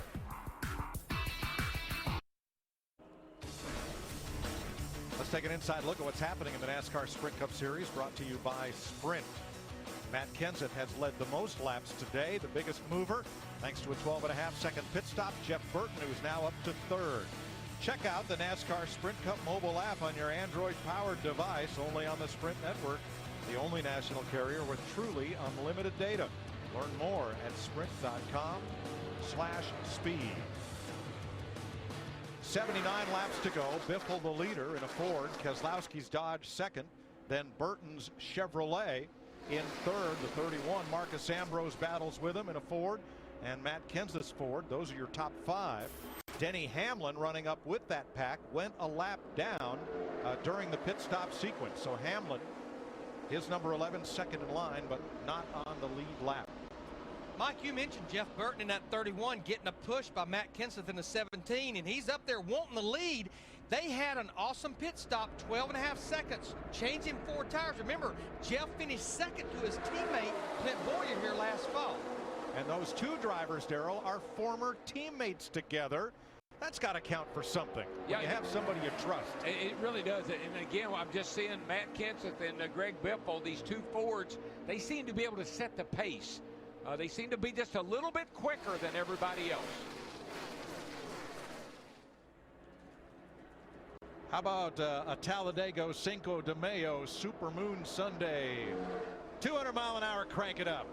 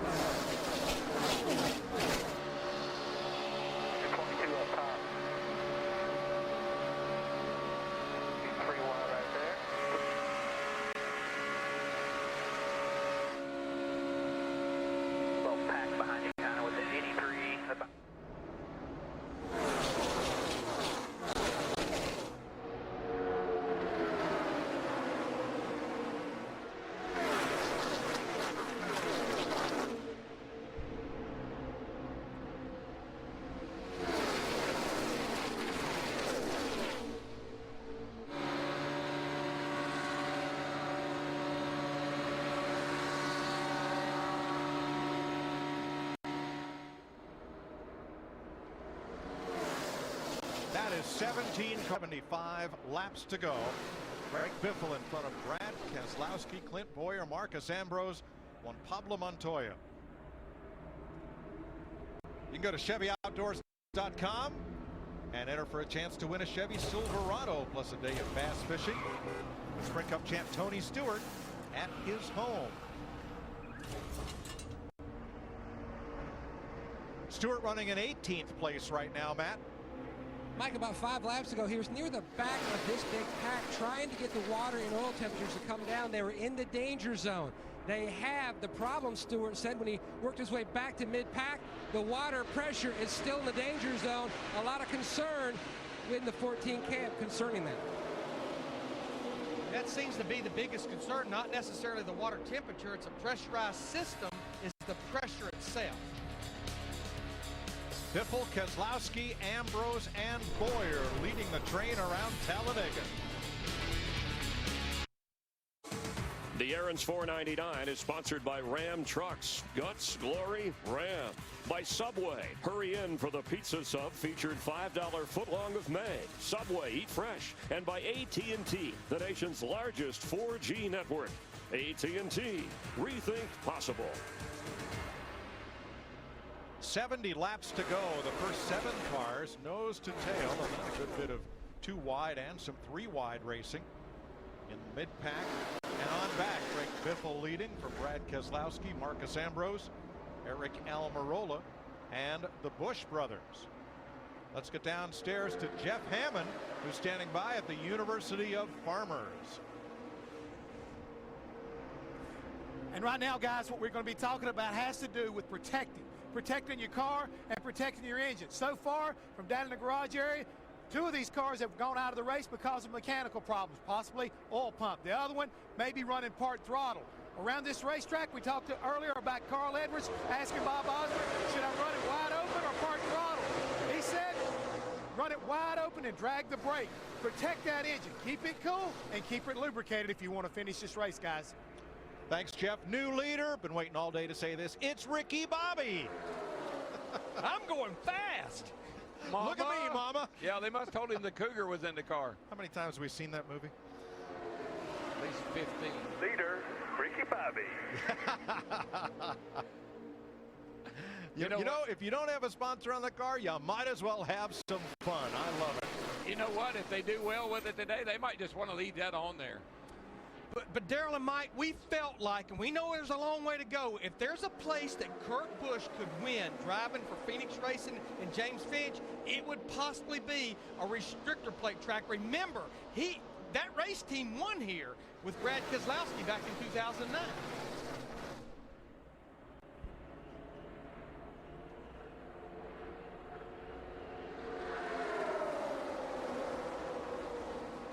A lot of strategizing going on right now, guys. I mean, everybody's starting to think about where y'all want to be. I know Jeff Gordon is sitting way back there, kind of keeping his jets cool. I think some other guys are doing the same thing. Yeah, both those Hendrick cars, Gordon and Casey Kane, drifted to the back of the pack, running 19th and 21st now. Well, we know we have at least one more pit stop for these drivers. I think for some of them, it's going to take 2 to get to the end. Little tense moment for Michael Waltrip. That's Landon Castle up against him. That's a great save. I know it looks very subtle on TV, but when the cars get loose down here, they usually are hard. They usually don't straighten up. A nice touch on the side of Michael's 55, remembering another great 55, the NFL's Junior Seau, memorialized on the rear quarter panel of Michael Waltrip's car. Well, Ricky Bobby loses the lead to Matt Kenseth, and Greg Biffle, and those 2 potent Fords are now at the head of the pack. I mean, all you got to do is just think back to Daytona and how well Greg Biffle and Matt Kenseth ran at the end of that race, and here they are, same 2 guys, looking good.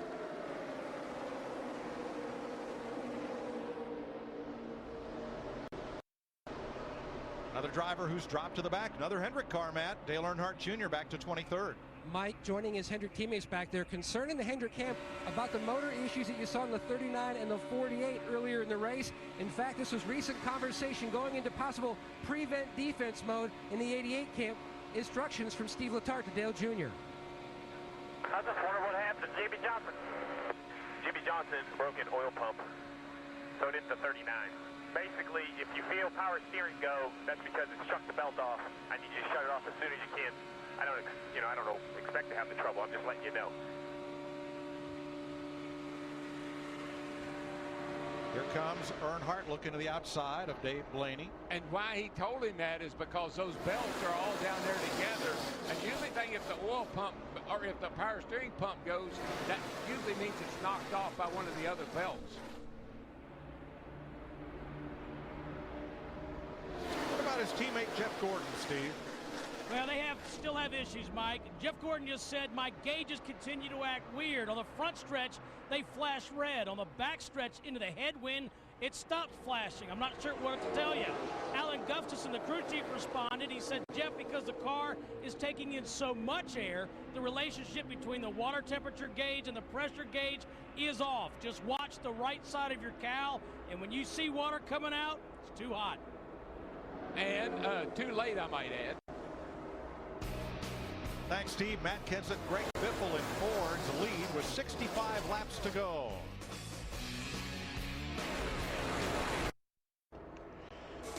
Back at Talledega Superspeedway, 61 laps to go, and Matt Kenseth is your leader in front of Greg Biffle and Kurt Busch. Time for the Husqvarna Fast Tractor Fast Tracker, and Greg Biffle came in as your points leader, currently running second.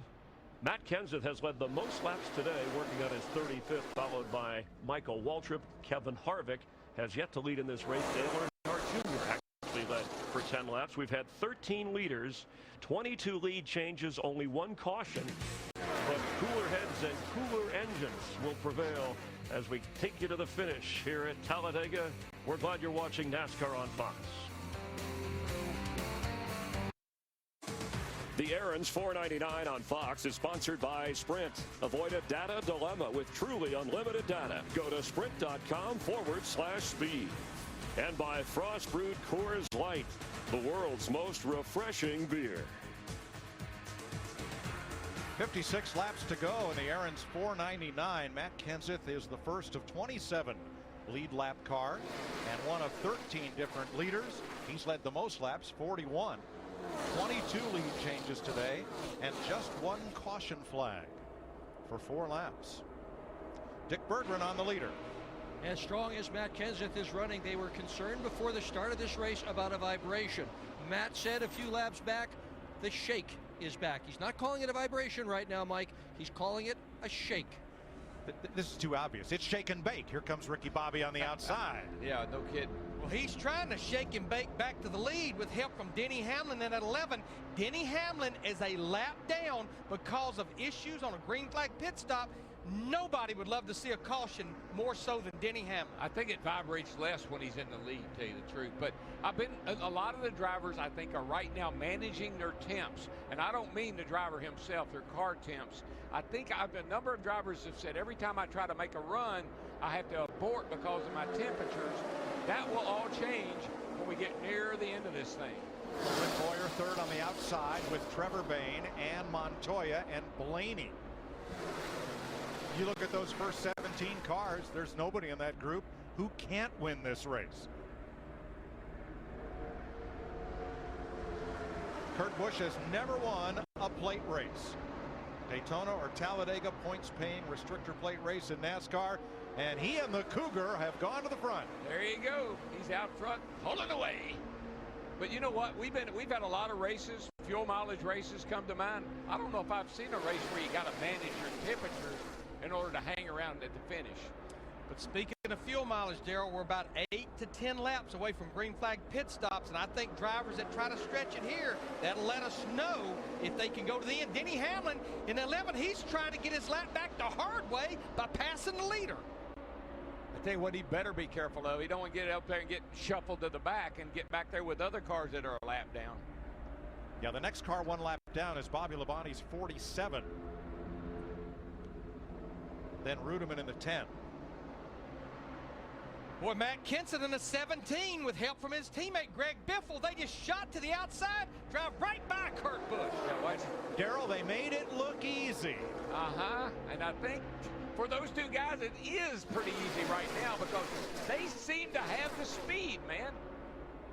We'll bank that one for later in the race because Kenseth has been able to pull out in front almost at will. You know, I don't get the sense that there's a lot of harmony amongst the 17, the 16, and the 99. They don't seem to necessarily really hang together like I've seen some of the other teams do. Well, not right this moment because there's Kenseth and there's Biffle. 8 places apart. They get along well. In fact, they jet pool to some of the races and hop rides in each other's planes. Not being a fly on the wall in that plane ride. I'll take this. It's Mother's Day, the day to thank me for all the little things, like being the only one who knows how to turn on the dishwasher, not saying I love you in front of all your friends, and always finding everything for everyone. Happy Mother's Day, family. You love me. You really are the best. Can't argue with you. Now, join me while I eat cake and receive gifts. Celebrate Mom. Buy any KFC 10-piece meal or larger and get a free double chocolate chip cake. It's true no points are awarded and the standings aren't affected. But try telling these guys the NASCAR Sprint All-Star Race is only an exhibition. It's a star-studded winner-take-all shootout where every decision 4 tires, guys, 4 tires, here you are. Could be worth $1 million. NASCAR, everything else is just a game. It's down to the final 4, and the closer they get, I know someone has to go home. you never know what's going to happen. The harder it is. Still feeling a bit nervous? It's a lot of pressure. The race for the finale is getting tighter. American Idol, the final 4, Wednesday at 8/7 Central on Fox. With the latest HD technology at La Quinta, you know what sales rep Jeff Griffin can do? Boom. We'll take 90,000 units. Here's a clue. He's selling ice. They're at Nobody needs a clue. La Quinta Inns and Suites. Book your next successful stay at LQ.com. What if there was always something good on? Xfinity On Demand has thousands of movies, TV shows, and more, 90% of them free. And Xfinity On Demand is also online on multiple devices. It's your internet and TV surrounding you with the ultimate entertainment experience. Satellite and slow DSL have nothing like this. Switch to Xfinity for $99 a month for 2 years with Stream Picks included for a year and ask how you can get up to $300 back. Call 1-800-XFINITY today. Your American dream is out there. Go get it. Dreams don't come easy. So put on your work boots, fire up your laptop, pour yourself a cup of coffee because there's going to be some late nights.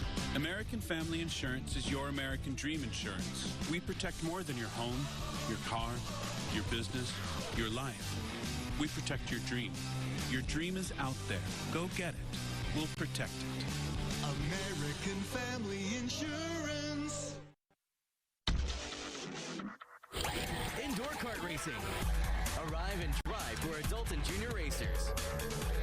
Are you fast enough? Race now.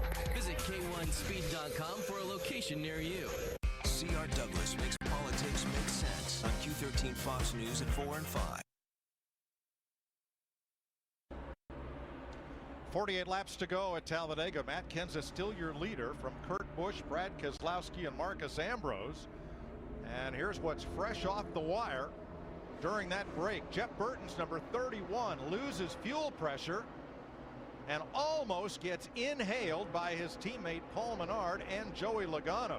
Everybody's able to scatter, and Burton was able to make it to pit road and make his pit stop and get back out there. And that's why Fresh Off the Wire, served to you by KFC. Come in and taste why fresh is better. Yeah, he lost fuel pressure. Well, we got Harv up here trying to, he's got a problem. I don't think he can get to pit road. Too much traffic, Darrell. He could not make the left turn to pit road. We've only had one caution today. Harvick's going to have to either make it around or exit to the infield. That sounded bad. Yeah, he was running when he came by. He should not be out of fuel. We run out of gas a lot. That's a heartbreaker. Boy, Evidently, they didn't get Kevin Harvick's car full of fuel the last stop because he was one of the last drivers to pit. Think about his teammate, 31, just ran out of fuel, or at least he lost fuel pressure, which would tell me he had low fuel. Now here's Harvick with a problem. And Trevor Baynes slowed a lap ago and was able to limp onto pit road and make his stop. Keselowski and Allmendinger, the two Dodges, lead the parade onto pit road, as with the last set of green flag stops. And this time, Paul Menard, mindful of his teammates' problems, comes with them. I think the 51, I think 51 might be out of fuel. He's going to the bottom. He's out of fuel. But I think we talked about it a while ago. This would be the run that drivers may try to stretch the fuel to make it on one more stop. Who's that up by the wall coming out of turn 2 with the same problem? Labonte? They're running. And Kenseth. You know, they're running at such a fast pace. I mean, we're running 184 miles an hour. Big crash, turn 3. Behind you.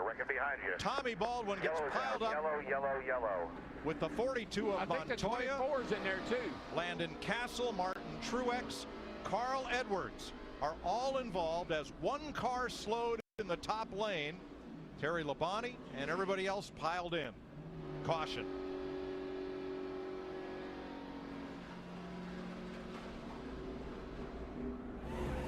Matt Kenseth onto pit road. Now pit road is closed. They will take a look and see if he was on pit road prior to the caution. Yeah, as long as he got by there before that caution came out, he'll be just fine. Talking about Matt Kenseth, a lot of damage to Dave Blaney's 36 and a host of others. Several cars were running out of gas. Somebody up into turn number 3 stacked them up. Watch the two white cars on the inside line as they come to turn 3. Whoa. Looked like Blaney might have hooked. Was that Castle? Castle, I think it was, and that started that. And then Jeff Gordon gets pounded by Martin Truex Jr. He hit that wall hard, Jeff Gordon did. Now he drove away. Jeff Gordon is okay. Here's another look. Almirola way down inside, and it was not Castle, but Almirola and Blaney who trigger this.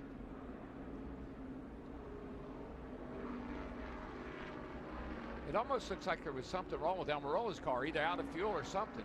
We were seeing a lot of drivers that appeared had something going on that last lap before this. Boy, watch Jeff right here. He gets turned up the hill.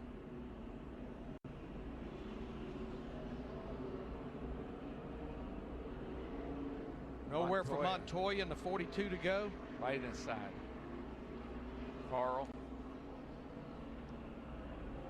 Not sure if Almirola was trying to come back up onto the racing surface or if perhaps he got hooked by Blaney there to start that. Truex came down and collected Jeff Gordon. Bam!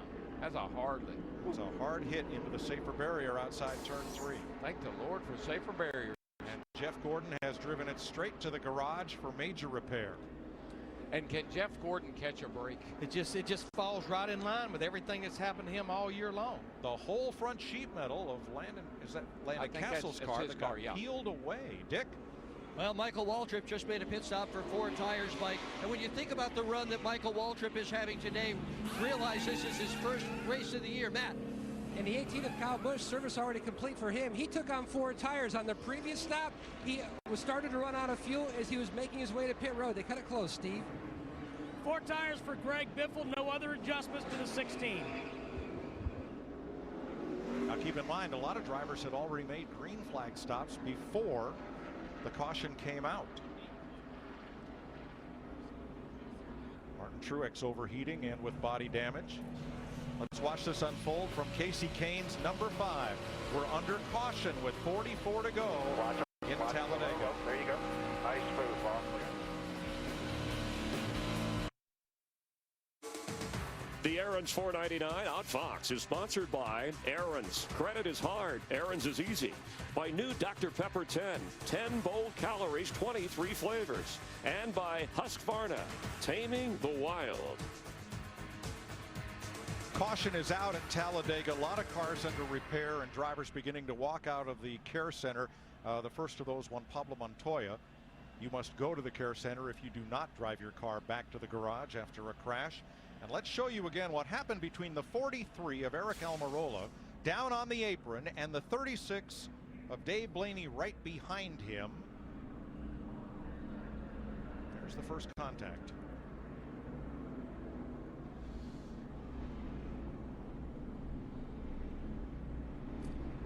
You know, here at Talledega, when two drivers get together, it's like pulling a pin out of a grenade. The two cars that started it get involved, and a bunch of them around them. When Carl Edwards got jacked up there high up in turn 3. You can see Almirola in the 43 was trying. He must have been out of fuel and trying to get out of the way. Dave Blaney in the 36 tried to clear him, clipped him a little bit, and shot him into Landon Castle.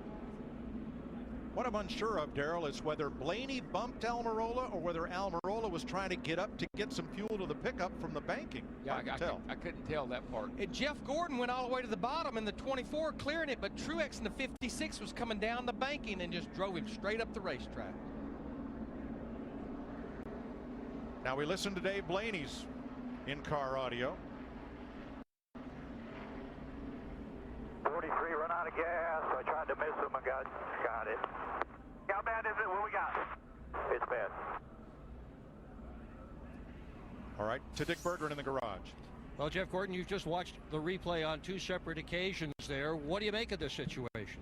I don't know. I didn't really get to see what started that, why that car was way down low and those two got together that got up in front of the field. I didn't know if they were coming off pit road or if they were, just racing. I'm not sure, but man, this is just one of the most bizarre years that this DuPont Chevrolet team and Drive-In Hunger Chevrolet team has ever gone through. And I mean, it's almost comical at this point, I mean, that was not fun, and I didn't like hitting the wall, but gosh, I mean, I thought I was clear. I was just kind of cruising by on the inside, and it looked to me like somebody came down and got Martin, and then that turned him into me, and that's just the way our season's been going. Awesome race car. This temp thing is kind of a joke. They're going to have to fix that. We all knew that was going to be a big issue, but when you can't really even race because the temps in just a regular pack are an issue, then we got to address that. So Talladega is different, Daytona temps are different, and we got to recognize that. Nobody's really pushing a whole lot out there, even though we know it's going to happen at the end. I'm kind of looking forward to being on the couch watching this race because I'm telling you, those last 5 laps. Nobody's going to be sitting down, that's for sure. Yeah, we're going to look forward to that as well. Mike? Thank you, Dick. Jeff Gordon and Jimmy Johnson both out of the race. Now, Denny Hamlin was the first car 1 lap down. He'll be your Aaron's lucky dog. You don't need credit. All you need is Aaron's. Paul Menard will be posted as the leader, as there will be penalties under this caution. Now, here's Menard coming off pit road as the caution waves. He had already made his pit stop. Everyone else on the lead lap has pitted behind him. And there will be penalties for cars that pitted too soon under this caution before pit road was officially opened. We'll update you on those when we come back.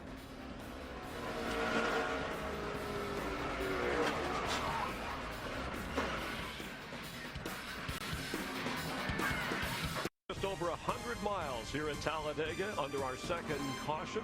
Time for an AT&T race break, brought to you by the nation's largest 4G network, Rethink Possible. As Paul Menard loops the track, Matt Kenseth, your leader. A quick recap. Tony Stewart leading the very first lap, pushed by Matt Kenseth. Pole sitter Jeff Gordon. Tony led the first 16 laps of this race. Ryan Newman with a broken oil pump had a problem. Came in here 10th in points. Jimmy Johnson, who worked his way into the lead, took the lead from Michael Waltrip, who led 21 laps. And then Jimmy Johnson had some problems with the belts and oil pressure as well. Dale Earnhardt Jr. with the fans on their feet here in Alabama, cheering as he got into the lead and led 10 laps, but moving back and forth. And then moments ago, this is what created the second caution. We're counting at least 9 cars involved in this, triggered by a Dave Blaney, Eric Almirola, and then Landon Castle miscue. Jeff Gordon and Carl Edwards caught up in this 9-car crash that put us in the position we are in at the moment. To see how your driver is doing in the AT&T Fastest Driver Challenge, text 34763 or visit AT&TFastestDriver.com for a chance to win. We're getting ready to go green. Let's head back upstairs to Darrell, Larry, and Mike. All right, thank you. A few cars come in to top off, trying to make the distance.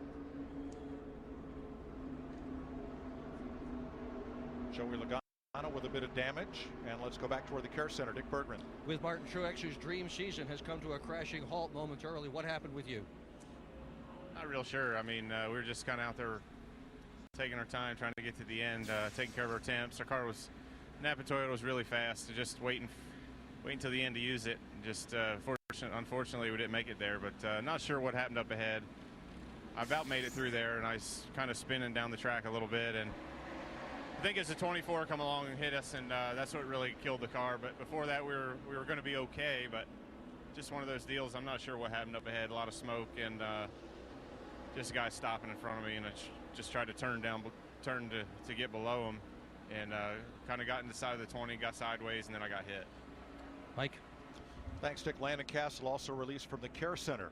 Now, some drivers pitted too early and are penalized as a result. They included Matt Kenseth and Marcus Ambrose. Look at the light at the bottom of the screen. Caution is out, and that light indicates pit road is closed. The flag waving as well, and both those drivers, Ambrose and Kenseth, were headed for pit road, and instead of staying on the racetrack, made their stops. Now, in addition to them, Kurt Busch and Bobby Labonte were out of gas and pitted too soon. So the cars under penalty have to line up at the very back. First it's lead lap cars double file, then cars a lap or more down, the free pass car Hamlin, anybody who took the wave around, and the penalty cars start out back as we go back to green with 38 laps to go. 3 cars took the wave around: Jeff Burton, Tony Stewart, and Trevor Bayne. They'll get back on the lead lap. Paul Menard, Brad Keselowski fight for the lead. Yeah, nice little drag race here off turn 2. See who gets the push. Always love that. That's what the spotter would say. You're in the right line. You're getting a push, and that's what you want to hear. It just appears we're just going to see a lot of movement now as we've got 38 laps to go. Keselowski in that 2. He wants the lead, being pushed by Boyer in a 15. Oh, a lot of smoke as Allmendinger is going up in smoke. No, what was that? That was just stage drive, Mike, from the thank accident. goodness. And by the way, I heard from the pits, Larry, that those guys weren't out of fuel. The fuel is vaporizing. It's almost like the engines are vapor locking, and they're having to come to pit road early. Yeah, this is the hottest temperatures we've had to deal with. Allmendinger drops to second, no problem there. Just ran through that speedy dry. Let's get down and hear from Carl Edwards. Dick. As he stands beside his wrecked car, Carl, what happened to you? First, I'm glad you're keeping a split screen so I can watch this thing. This is insane. I don't know what happened, but I'll tell you, none of the nuts and bolts came apart on the car. Everything held together, so we got to thank Fastenal for that. People were just running out of fuel, but this is a crazy race. Right now, what you're watching, these guys running 3 wide, bumper to bumper. It's I think the best package we've had here. That wreck was not because of the package. It's because people miscalculated their fuel. So I'll go back in and watch the rest of the broadcast, but thanks to Ford, and I hope Matt or Greg wins in a Ford Fusion. Okay, thank you. Keselowski and Allmendinger lead them across. Remember, Denny Hamlin got the free pass. Here he comes. Boy, and we knew he had a fast car because he was able to stay up there with the leaders when they lapped him, and he hung with them until the caution came out. He's got a bad fast car. I think another driver's got a bad fast car. Kevin Harvick in that 29. He's a lap down, trying to get up there, get a caution. He can maybe get back on the lead lap. Krista, how about Denny Hamlin? Well, Mike, something else they did, they took advantage of that long caution to fix an onboard fan. Denny had complained that it wasn't working back after the second pit stop of the race. He's put up with it. They said, hey, if it's going to help, you need it, do it now. So they fixed that fan during that long caution. Well, getting the free pass, they really had nothing to lose because they were going to start near the rear of the field. Yeah, it's like the guys that got penalized for pitting early. Big deal. They came back in, topped up with fuel. They're good to go. And Matt Kenseth, I assure you, will be back at the front before too long. The question mark may be Keselowski. He pitted at lap 142, which even with the caution laps, Larry, he's got to run, what, 46 laps? Well, and we know the Dodge drivers, including his teammate Allmendinger, the 22, pushed him. Steve, I don't think they can make it without pitting. Well, Larry, the information from the 2 car is that they are okay to make it to the end plus 1 lap. The last time we said, I don't think he can make it, he won Kansas. Yes, that's right. Good point. Obviously, they're banking on all of those caution laps certainly helping them. You don't use near the fuel. But who has had the most fuel problems of anybody in the sport this year? The 2 car and the 22 car.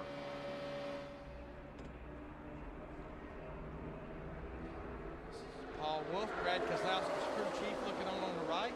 Pretty calm, cool character right there, and sharp as a tack. Boy, look at those cars wobble around. Every time I see one of them do that, it makes my heart skip a beat. Bobby Labonte in the high lane goes 2 laps down. So the only cars 1 lap down to the leaders are Harvick, Gilliland, and Quapple. That'll be the fight for the next free pass should we get another caution. 34 laps to go. The Dodges of Keselowski and Allmendinger are in front at Talledega. That is noted artist Sam Bass, does a lot of program covers and paint schemes. Aaron's contacted Sam to try to make a unique trophy for this race, incorporating his original artwork to make it one of a kind. And they'll make an image of the winning driver, standing atop a custom painting of the winning car. Sam's begun the painting here in Victory Lane. We'll finish it back at his shop and then deliver and insert the painting into the trophy at the winning team's shop. Only question is, can't get too far in that painting process because what color would you use? Who will it be? Right now it's black. Denny Hamlin, that 11 car. Remember, the last caution just got the free pass, and here he's taking the lead in this race. Yeah, it's a couple of Toyotas right there working together. That's what it's going to take to win this thing. You got to have some help.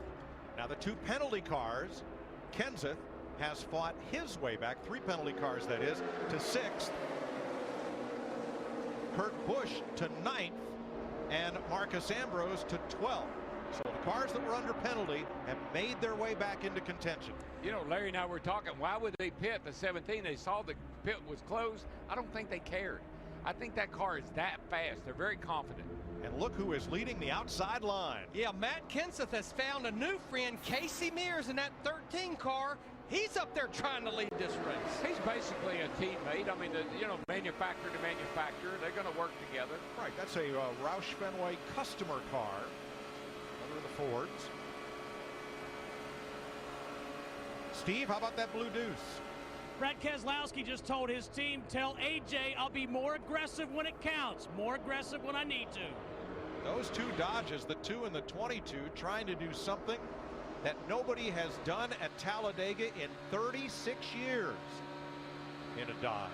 Win, Dave Marcus, 1976, the last Dodge victory here. Yeah, the last time he was aggressive when he needed to, he actually won the race. I tell you who just got pretty aggressive going into 1. Matt Kenseth gave Casey Mears a shove in that 13 car. He led him through 1 and 2 that time. And Keselowski gave Boyer the boot on the low groove as well. And there's Ricky Bobby. He's right in there pushing Kenseth along as well. It's tightening up, boys.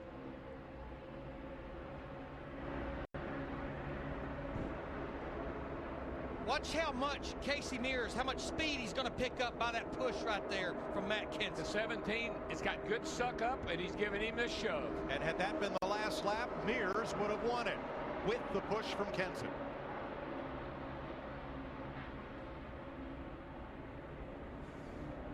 It just always amazing. I love it here. We're at 162 laps, and it's picking up. I mean, you can just feel the intensity picking up. 26 laps to go. Don't touch that dial. Casey Mears leads at Talledega.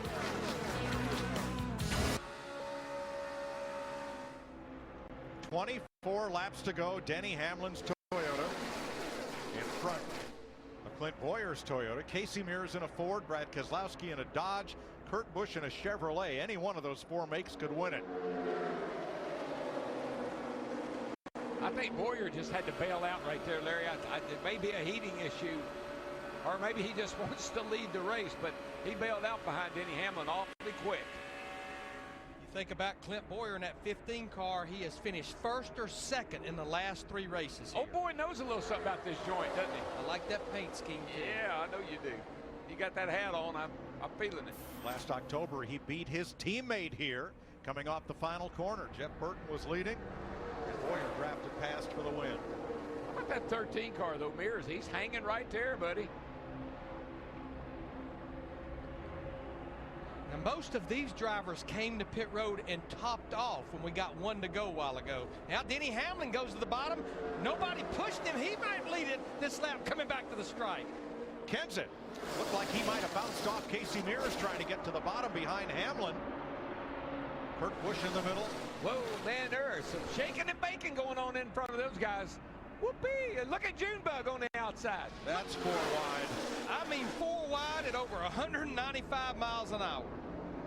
And I think that got triggered when Kenseth tried to get to the bottom. It did. Suddenly everybody had to scatter and look for a place to race. Here you go. Look at the speed. 201, 10 mile an hour. 9-10 miles an hour difference. 2 cars pushing, but you can't do that for very long. And I think Matt Kenseth is right where he wants to be and plans on staying. Right out front. But the closer we get to the finish, the least amount they worry about it. We got some damage on Matt Kenseth's right front fender. And I think that might have happened a while ago. Yeah, when he and Casey Mears got together, as Kenseth fought to get to the bottom. Oh, heck, it helped it. Narrowed it up a little bit. Aerial coverage today brought to you by DirecTV. Only DirecTV gives you dedicated driver channels so you never miss a second of your driver's race. Call 1-800-DirecTV. You know what I'm seeing, guys? It's like no more Mr. Nice Guy. It's all, you know, it's putting it all on the line now. Well, you've made your last pit stop, Darrell. One driver bobbles. Everybody's got to try and capitalize right that instant or lose the opportunity. You got it. Position is everything. It's getting more and more intense as we wind down here.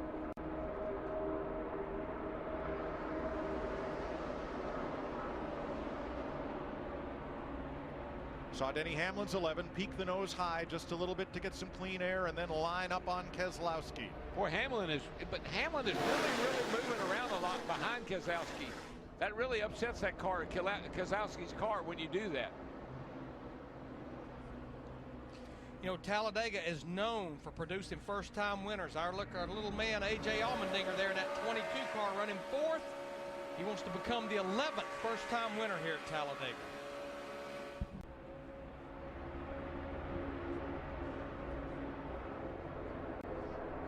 Boyer on the outside with Kurt Busch trying to gain some ground from 9th. Behind them come Harvick, Kane, and Mears. 19 laps to go. 17 laps to go. Matt Kenseth's Ford, Brad Keselowski's Dodge. Denny Hamlin, A.J. Allmendinger, Clint Boyer.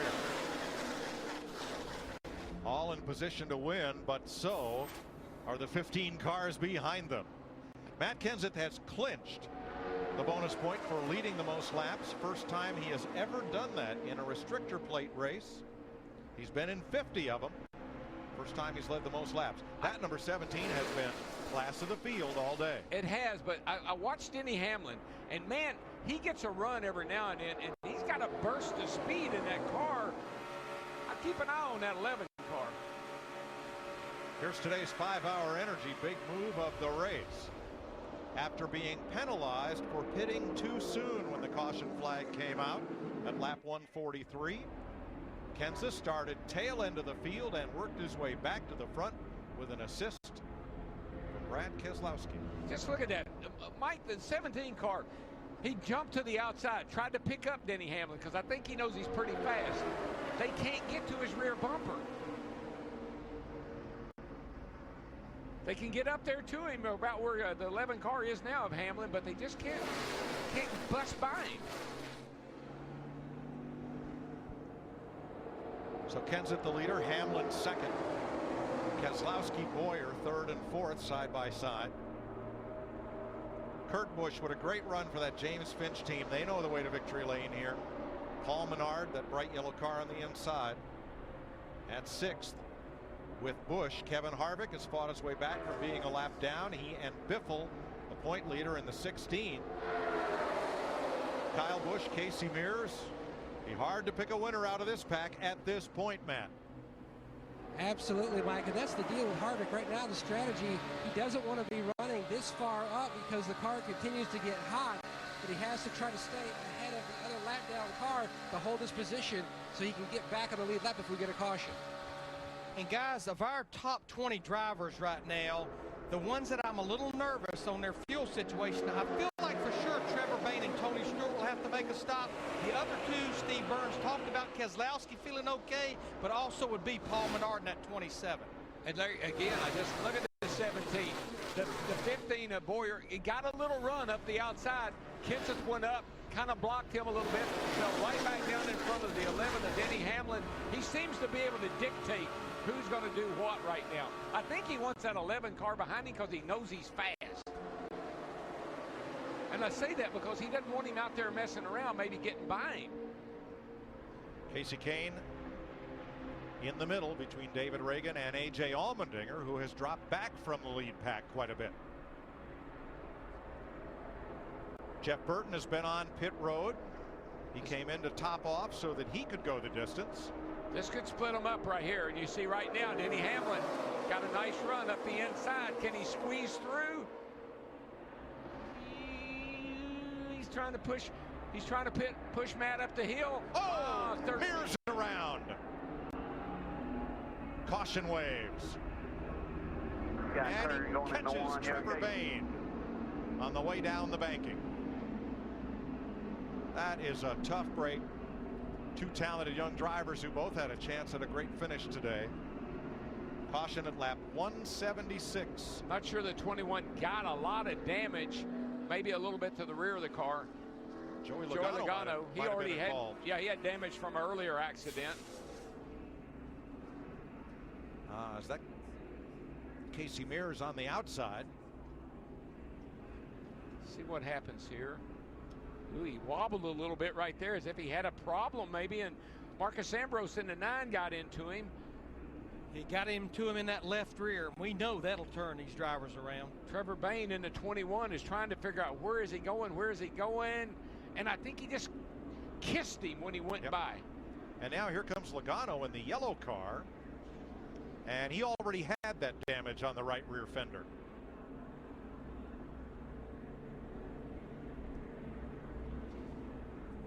There's Mears.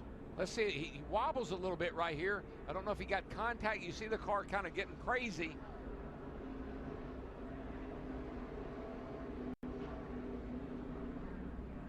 I can't tell if he had a flat tire or if Marcus Ambrose just was so close.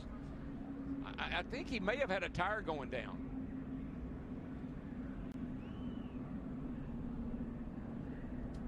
Yeah, because he was wobbling a ton. Yeah, and, well, there you just saw it come off. Yeah. I think he had a tire going down, and he started wobbling, and he got a little contact from Marcus Ambrose, and that took him around. And he just barely clipped the 21 car. One more look at it. No way for Ambrose to avoid it because that loss of momentum, and Ambrose is full throttle. Yeah, no way did Marcus do anything wrong. You see the tire come off right there. That tire was definitely going down. Riding with Casey Kane. 22, still 3 wide. Checking up. Stay it down low. There you go. All clear, caution. Boy, Casey lucky Kane. that wasn't a bigger pileup. When we had the big wreck in turn 3, Casey Kane got right through it. It's been his kind of lucky day. Pit road is open. Now they were coming up to lap Jeff Burton, but he was still on the lead lap, so Kevin Harvick will be the lucky dog. And here comes Hamlin.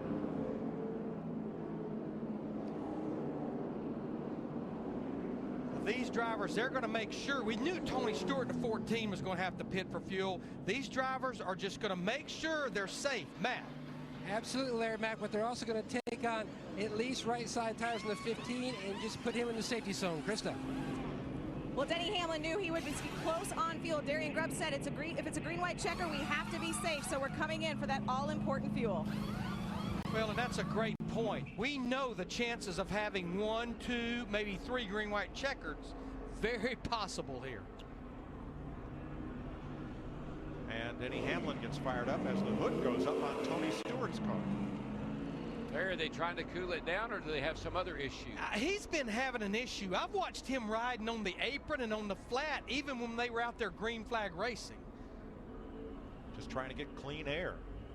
to that radiator. Let's see if we can get let's get an end race report. What do you say here from our buddy? Hey, Michael, it's DW. Got a copy, buddy? 10-4, brother. Hey, man, you fell back a little bit. You all right? Yeah. I didn't know what to do. We couldn't make a run, and I thought there would be some action. So Tony and Dale Jr. were back there, so I just thought I would retreat for a bit. But now I got to go. What do you think? You got a shot? Well, I definitely have a fast Toyota. The Airstream machine is really running good. My buddy is right in front of me. I hope to get the spotters together and see what Denny wants to do. If he wants to wait a couple laps and then go, or just get right after it. So trying to get my spotter, communicate with Denny's guy, and see where we go. We got the lead earlier by working with him, so it's going to be exciting, man. This is cool. And look, I got you riding right here with me. Love the helmet, man. Yeah, that 11's fast. If you can hang it with him, you'll be all right. Yeah, that's Darrell. Well, if I'm going to go down, I want to go down hauling the mail. And he hauls mail. That's kind of what it says on his car. All right, good luck, buddy. Bring her home. Casey Mears get attention after this third caution of the day at lap 176. 10 laps to go, getting ready for the restart. Kevin Harvick is the Aaron's lucky dog. You don't need credit. All you need is Aaron's. So he will restart 21st. 21 drivers can win it, led by Matt Kenseth and Brad Keselowski. I don't believe you can blow one of these things up in 10 laps by getting it hot, but we're getting ready to find out. I don't believe they care either. I don't care.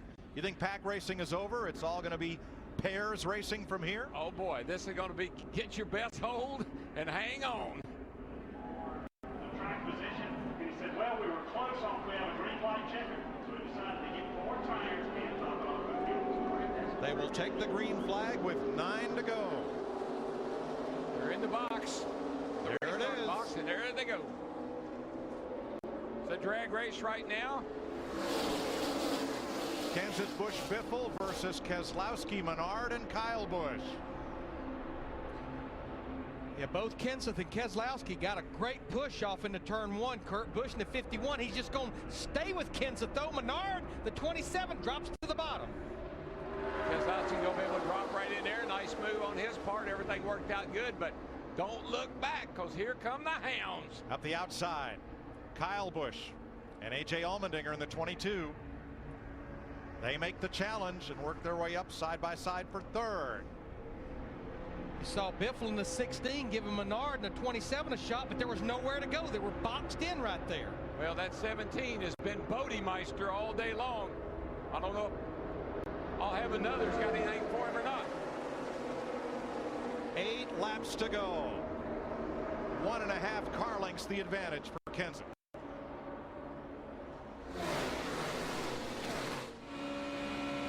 Darrell, if you're back here, 12th on back, is it too late? I can't make that prediction. I just don't really, and you just don't know what's going to happen up here. When they get the racing, if they get the racing up front, it makes everybody a player.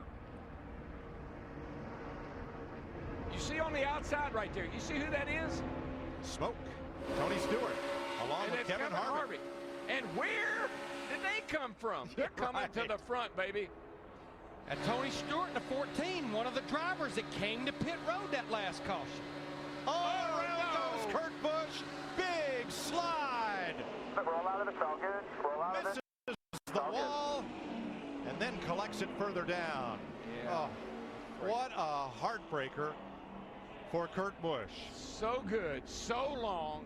But still on the lead lap. Yeah, but he made very slight contact, but that's all it takes on that. The right side's pretty torn up, I think. Rear spoiler looks bent back, Darrell. He came all the way down this last little bit.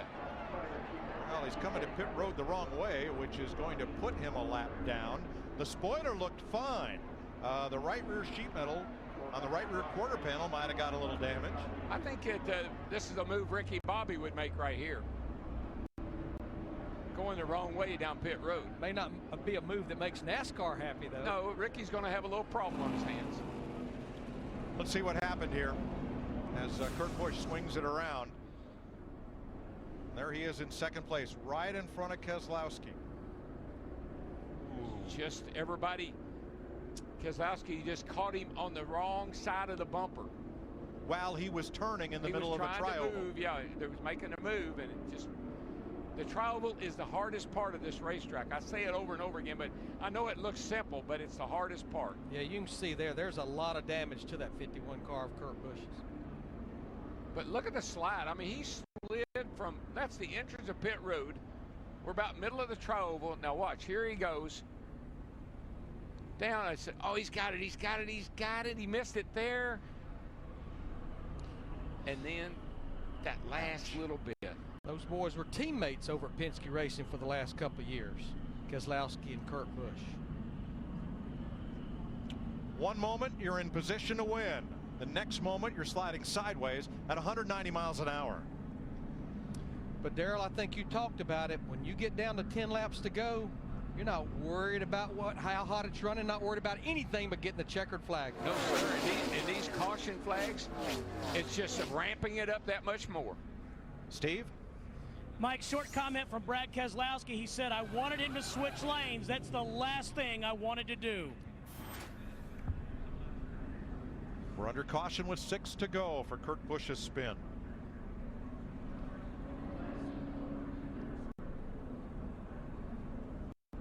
And we listened in on Kurt Busch. Hang on, buddy. Hang on, buddy. Hang on. I think we hit. I don't think we hit. Yeah, we're going to hit. I don't know. Why is every time Brad's behind me, the car won't stay underneath me? You know, there's nothing. I mean, this is how close you're racing. And if somebody doesn't move or you don't go in the direction the other guy expects you to, you make a little contact just in the wrong place. But we've been looking at a little part on the number 17 car. It seems rather insignificant, but it's the B post, and it's right here, and that thing is busted. Now, it probably won't cause a problem, but that's what the window net is hooked to. And it might, I don't know if it's pulling that loose. If it should happen to break off down in here, he wouldn't have a window net. But Darrell, you know that window or debris net, they make it just as tight as possible where it don't flap and disturb the air. I get a feeling this may be a brand new car. We know where the Daytona 500 winning car is. Yes, it is. It's in the Daytona Experience. Yeah, I just was noticing that crack in that B pillar right there. That's a critical part of the car as far as air going by the car. You can see it flapping in the wind right there. That holds the window net. They got that bracket for the window net hooks to that. If that thing should happen to break off or collapse, he'd have a problem. Yeah, he would have to pit. You're not allowed to race without a window net. Chris Myers? Mike, a quick recap. We've already hit a high mark for leaders this season at any race, 17, and lead change is 33. And here's Jimmy Johnson, who led for 5 laps, had a broken oil pump, knocked him out of the race. Dale Earnhardt Jr. got to the front back on lap 62 and was able to lead for 10 laps in the race, and didn't have the big one, but we did have this 9-car wreck triggered by Dave Blaney into Eric Almirola in the 43 car, and pole sitter Jeff Gordon was involved in this as well as Carl Edwards. Moments ago, Casey Mears, who was running in the top 10, had some problems in the 13 car, bringing out a caution, and with 7 to go, Kurt Busch in the 51 running as Ricky Bobby. Talledega Day is done. He was able to lead 4 laps.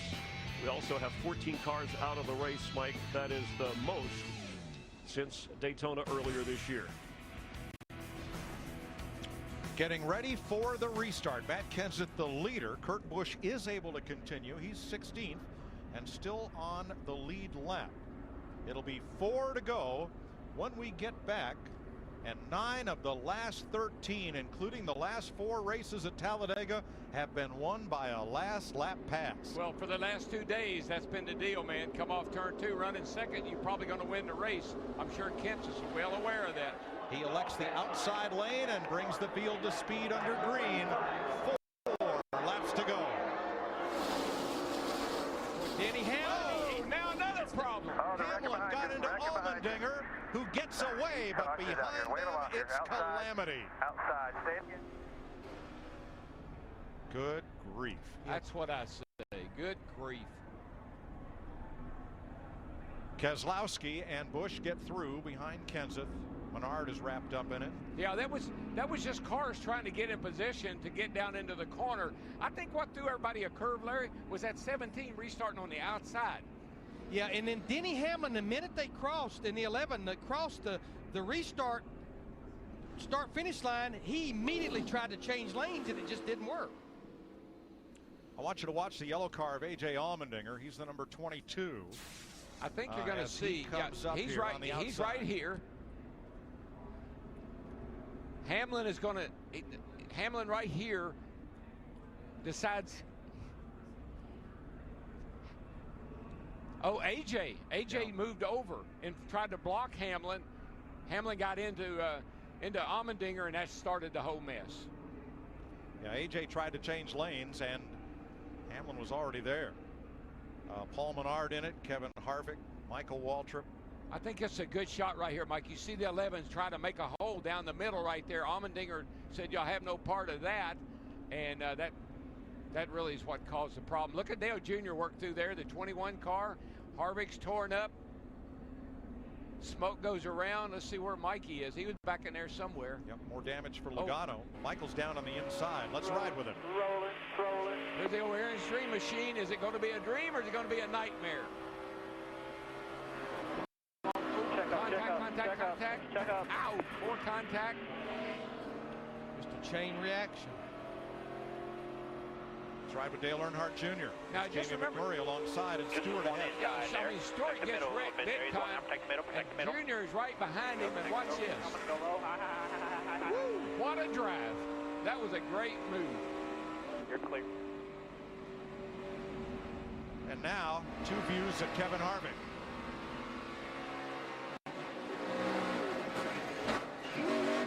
Man, right into his teammate.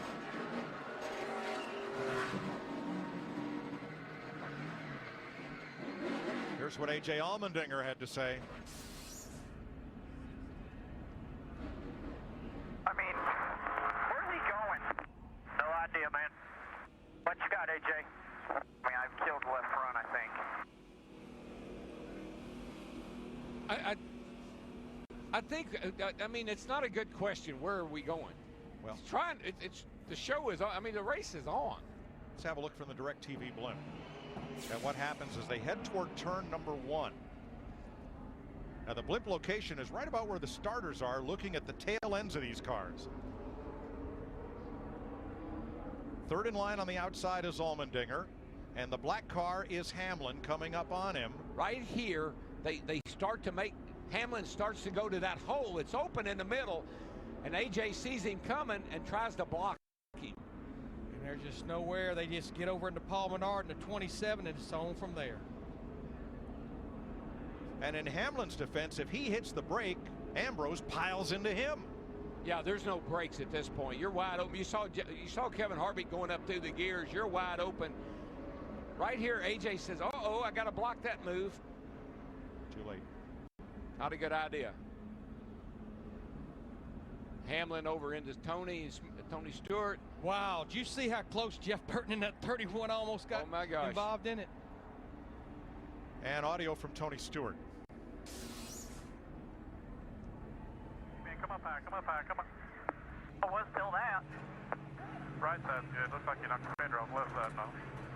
Talledega racing this week to tear up the whole damn field. Take your time, but we're going to be able to finish, but I think we can finish here. We're in better shape than some of us. So Bob Jeffries. Bob Jeffries, Tony his spotter trying to, man. Yeah, Hamlin's coming apart. I think we may have another little bit of a cleanup problem here. That is the tread of the tire flailing around as it tries to disassociate itself from the carcass. No, I like that, Mike. I don't think I've ever heard it dislocate itself from the carcass. Casey Kane, I don't know how many four-leaf clovers there are in that car, but he just used another one. This is the third time today. They're wrecking up here. Back it down. That he has had it's been a charm. I mean, he's gotten through 3 major wrecks. Clint Boyer, however, was not so lucky. Stay up. Back up. Get all the way down. Turn left. Go.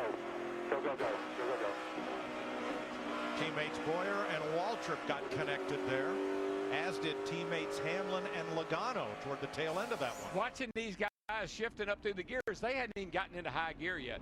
They were still, Michael, I saw Harvick was in third. You saw right there that Boyer was in third. They hadn't even gotten into high gear yet. Look at Paul Menard's car. Let's talk gas mileage, because we've had 6 green-white checker finishes here, including in the spring race 2 years ago, 3 attempts at green-white checker, which meant an extra 12 laps, 32 miles. Well, and that's the reason I don't like the fact, even though they felt they were safe, drivers not coming in and topping off. Brad Keselowski in the 2, he does not need this race to go on and on and on. He has not been to pit road since lap 142. Green-white checkers are not going to be his friend. That's the reason he's running down on the flat, trying to keep the fuel over to the fuel pickup.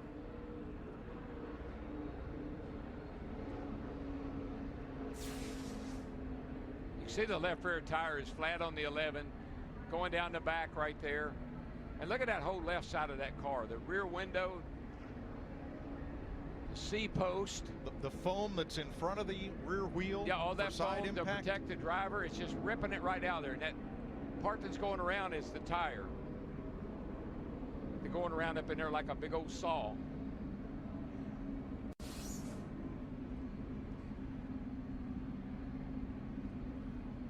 You think Talladega's tough? Wait till next Saturday night, right here on Fox.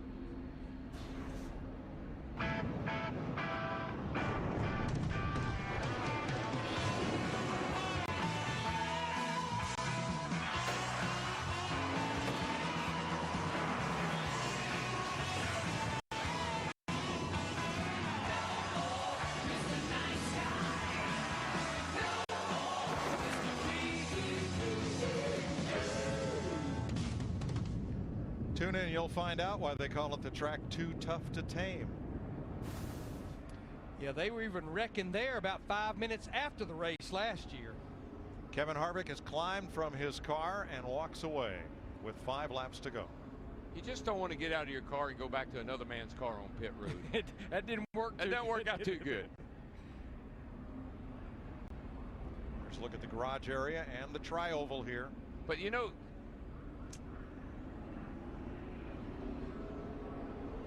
now some concern, as we've discussed, about the top 5 cars and when they were last on pit road. Many of the cars in the lead lap didn't pit till lap 186 or 187. Well, in the good news for these drivers, we have run about 12, 13, 14 caution laps. And it's a good 2-to-1 ratio on green to caution laps. So that may be the only thing. The one I'm the most nervous about is Brad Keselowski, because we know from watching earlier in the race, the Dodgers were the first drivers to hit pit road every time we had green flag stops. And they seem to have the most fuel, fuel pickup issues they've had a couple of times this year already. Now, in addition to those 5, Dale Earnhardt Jr. in 7th and Marcus Ambrose in 6th also stopped at lap 149. Let's see if we can answer the question and go to the leaders pit. Dick Berggren. With Jimmy Fennick, his crew chief. Jimmy, enough gas for Matt Kenseth? We should have enough. I just hope everybody else, our pushers, got enough. But it will be close, but we should have enough gas. All right, Steve Burns. Dick, I'm with Paul Wolf, the crew chief on the 2 car for Brad Keselowski. Are you guys okay on fuel? Yeah, I feel like we're definitely close, but with the cautions we've had previous to this one, it helped us out a little bit, and we're good for to go here. If we get another one, we'll probably have to come down and top off, but hopefully they get cleaned up here, and we'll keep the Miller Lite Dodge up front. Thanks, Paul. I think Jimmy Fennick, I think he nailed it. I think that Matt Kenseth, that's the question, who is that going to be? And here's Michael. He's got a lot of damage to the front of the old Dream machine there. You know, Darrell, talking about, though, Matt Kenseth as Michael Waltrip comes back to pit road, I know he'd love to line up in a position on the outside to where Greg Biffle, his teammates behind him, but Kyle Busch probably can go further on fuel. Larry, I'm seeing something on that fender right there that I don't know what that is. It's damaged. It's actually been there a while. It happened in the Trovo a number of laps ago. But it looks like it's really opened up like a big air pocket right there. That's a scoop, and that will create drag right there. Oh, yeah, and man. It has been like that for a while, Darrell, but that car has been strong. But you know, all these cracks happening in this race car, Dick Bergman was telling me at commercial break, think about it. He's had a bad vibration, and that can definitely play a toll on sheet metal. That may be the worst vibration I ever saw right there. Cue the Beach Boys. 3 laps to go in Talledega. In Talledega. Today's aerial coverage brought to you by DirecTV. Only DirecTV gives you dedicated driver channels, so you'll never miss a second of your driver's race. Call 1-800-DirecTV. Let's go to the pits of the 7th place car, Matt. Dale Earnhardt Jr. has at least 6 laps of fuel. Stevie, is he going to try to hook up with Trevor Bayne? Well, I think at this point, you know, Chevy's been good all day. We've just been running a smart race, trying to keep the water in it, keep the fenders on. We've done that. Here we are in the top 10 on a green-white checker. It's all up to him now. Let's see what he does. Good luck. Thanks. How to keep the fenders on it. Riding through this. Let's have another look. And this is just really just not panicking. He could have very easily have just slammed on the brakes, but he stayed focused, got through it. Could be the winning move. He was headed straight towards Paul Menard, that 27. And I tell you what really worries me, that 17 has got that body damage on the right front. I just noticed his teammate Greg Biffle goes by. He's got some damage on the right side. Those 2 Fords have been potent all day long, but there's a couple of guys back there that said that 18 car, I don't think you've heard the last of him either. We did not get the 1 to go sign that time by the start-finish line. That's because the track crews are still working down in turn 1, and somebody's car, we'd surmise Denny Hamlin, shedding parts as we go around. A lot of speedy dry down in turn number 1 that they're going to have to work their way through.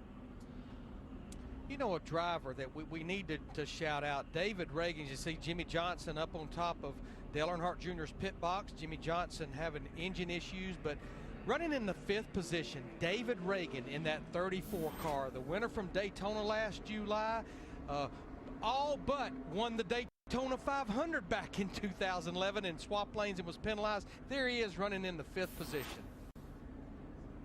And Larry, I think I know why.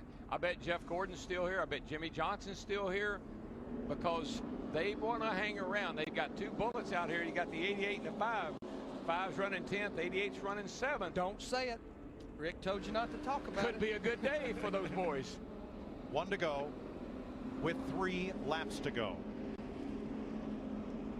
In yesterday's big one, in the Saturday race, Eric McClure was injured and transported to the University of Alabama Birmingham Hospital.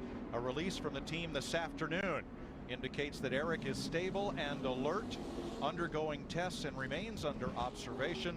But Eric and his family wanted to express their thanks to the entire NASCAR community and fans for their thoughts, support, and concern. Well, back in the day, a fuel cell saved a lot of lives. An interliner saved a lot of lives. There's no question in my mind that these safer barriers have saved a lot of lives.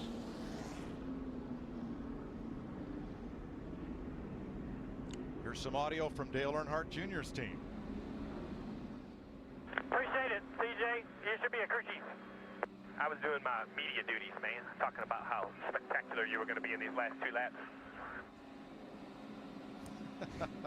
He must have been trying to talk to Steve Letarte while we were interviewing him. Steve was a little busy at that moment. That's TJ Majors, Dale Jr.'s longtime spotter. No, I know what it is. Junior he hadn't been in an argument with Steve all afternoon, and he's going to miss a chance if he doesn't do it now. 19 cars are on the lead lap. Some like Michael Waltrip, Paul Menard, and others with damage from one of these last 2 cautions. So there are probably 15 likely contenders for victory as we go green-white checker for the first time with 2 laps to go in the advertised 499-mile distance. And may I say, folks, nobody is setting down. They haven't been for about the last 20 laps. Now again, Matt Kenseth has chosen the outside lane. Is it quicker, or did he want his teammate, Greg Biffle, behind him because only the leader of the race gets lane choice? Well, I know if it were me, and I've said it all along, you got to have help. You got to have a teammate. That's the best choice. Keselowski had his hand out the window, perhaps signaling to Kyle Busch. Green flag and a lot of speedy dry down in turn one. Here we go. Keselowski was telling Kyle Busch, come on, let's go. But look at those two Fords. They just accelerate right, got on the bottom. Good choice on Matt Kenseth's part, got his teammate behind him. The dust flies as those Fords try and fly away from the field. Don't want to get too far out there. You guys are clear by 4. Look at that 17 car. This looks like Daytona all over again. Everybody complained about Greg Biffle not trying to pass Matt. He said, I couldn't get to him. He can't get to him now. However, the field will accordion back together. Here comes Earnhardt with the 34 on the bottom. There's David the Reagan. guys you got to watch on the outside there. Here they come. Look the 2 at and the the run. 18. Keselowski in the 2. Look at the run. He's getting there with that push from Kyle Busch. Did Matt Kenseth get too far out in front, or is he setting up for this? The last lap as they come to the line, 1 to go. Well, you don't want to lead on the last lap, but I'm not sure that that's going to work out the way Matt thought it was when this is the white flag lap. Junior up the outside, somebody steaming. In that pair, it's Kyle Busch, Casey Kane. And the problem, Matt, he's got no help. He's all by himself. But think about Kyle Busch. He lost the race yesterday by leading coming back to the checkered flag. And also think about the move in the trial here. Right. Think about your... It's a 2-horse race. Clint Boyer's gone Stanley Steamer. Up in turn number 3. Hey, boys. A car length apart, Kyle Busch from Keselowski. It ain't over yet. Remember that start-finish line. I don't think he's close enough, Darrell. I don't think he's close enough. Brad Keselowski pulling away. It's all happening behind him, and Keselowski for the second time will go to victory lane in Talledega. Wow. Unbelievable. Brad Keselowski gets his 6th Sprint Cup win in his 99th start, winning for Roger Penske and Paul Wolfe and Dodge. His last win came in Bristol in March. How many years ago did you say it was that a Dodge won?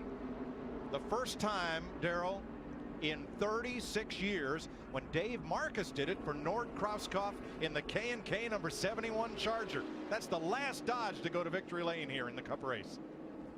Wow. That just didn't work out for Matt Kenseth at all. Nobody else can hear you. Thank you.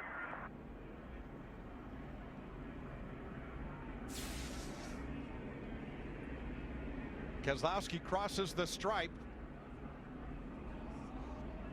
And there's the gap to Kyle Busch. And for third, Matt Kenseth hangs on over Kyle Busch, then Biffle, Bowyer, Reagan, Earnhardt Jr., and Trevor Bayne. Matt Kenseth's problem was couldn't nobody run with him. He had no help on that last lap. So it appears that Kenseth did get too far out in front and lost the draft by being too far out. And then when the 2 cars went by him, when the 2 car and the 18 went by him, he couldn't get on them, and there was nobody behind him to push him back up there until they got all the way over here to the trial. I'd say Brad Keselowski getting his 2nd win now in 10 races. He's feeling already pretty good about making the chase. Now this is coming down for the restart. He's just catching a little bit of air there. I think he's just trying to get a breath of fresh air because he knows he's going to have to hold his breath for about a minute.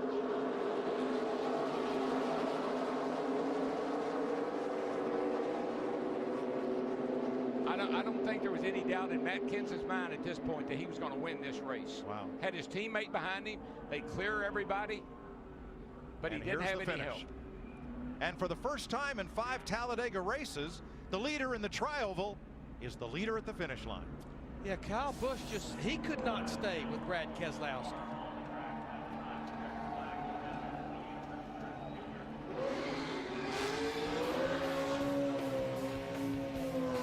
The Michigan driver lights it up at start-finish as his crew chief and team celebrate. Brad Keselowski is the winner in Talledega.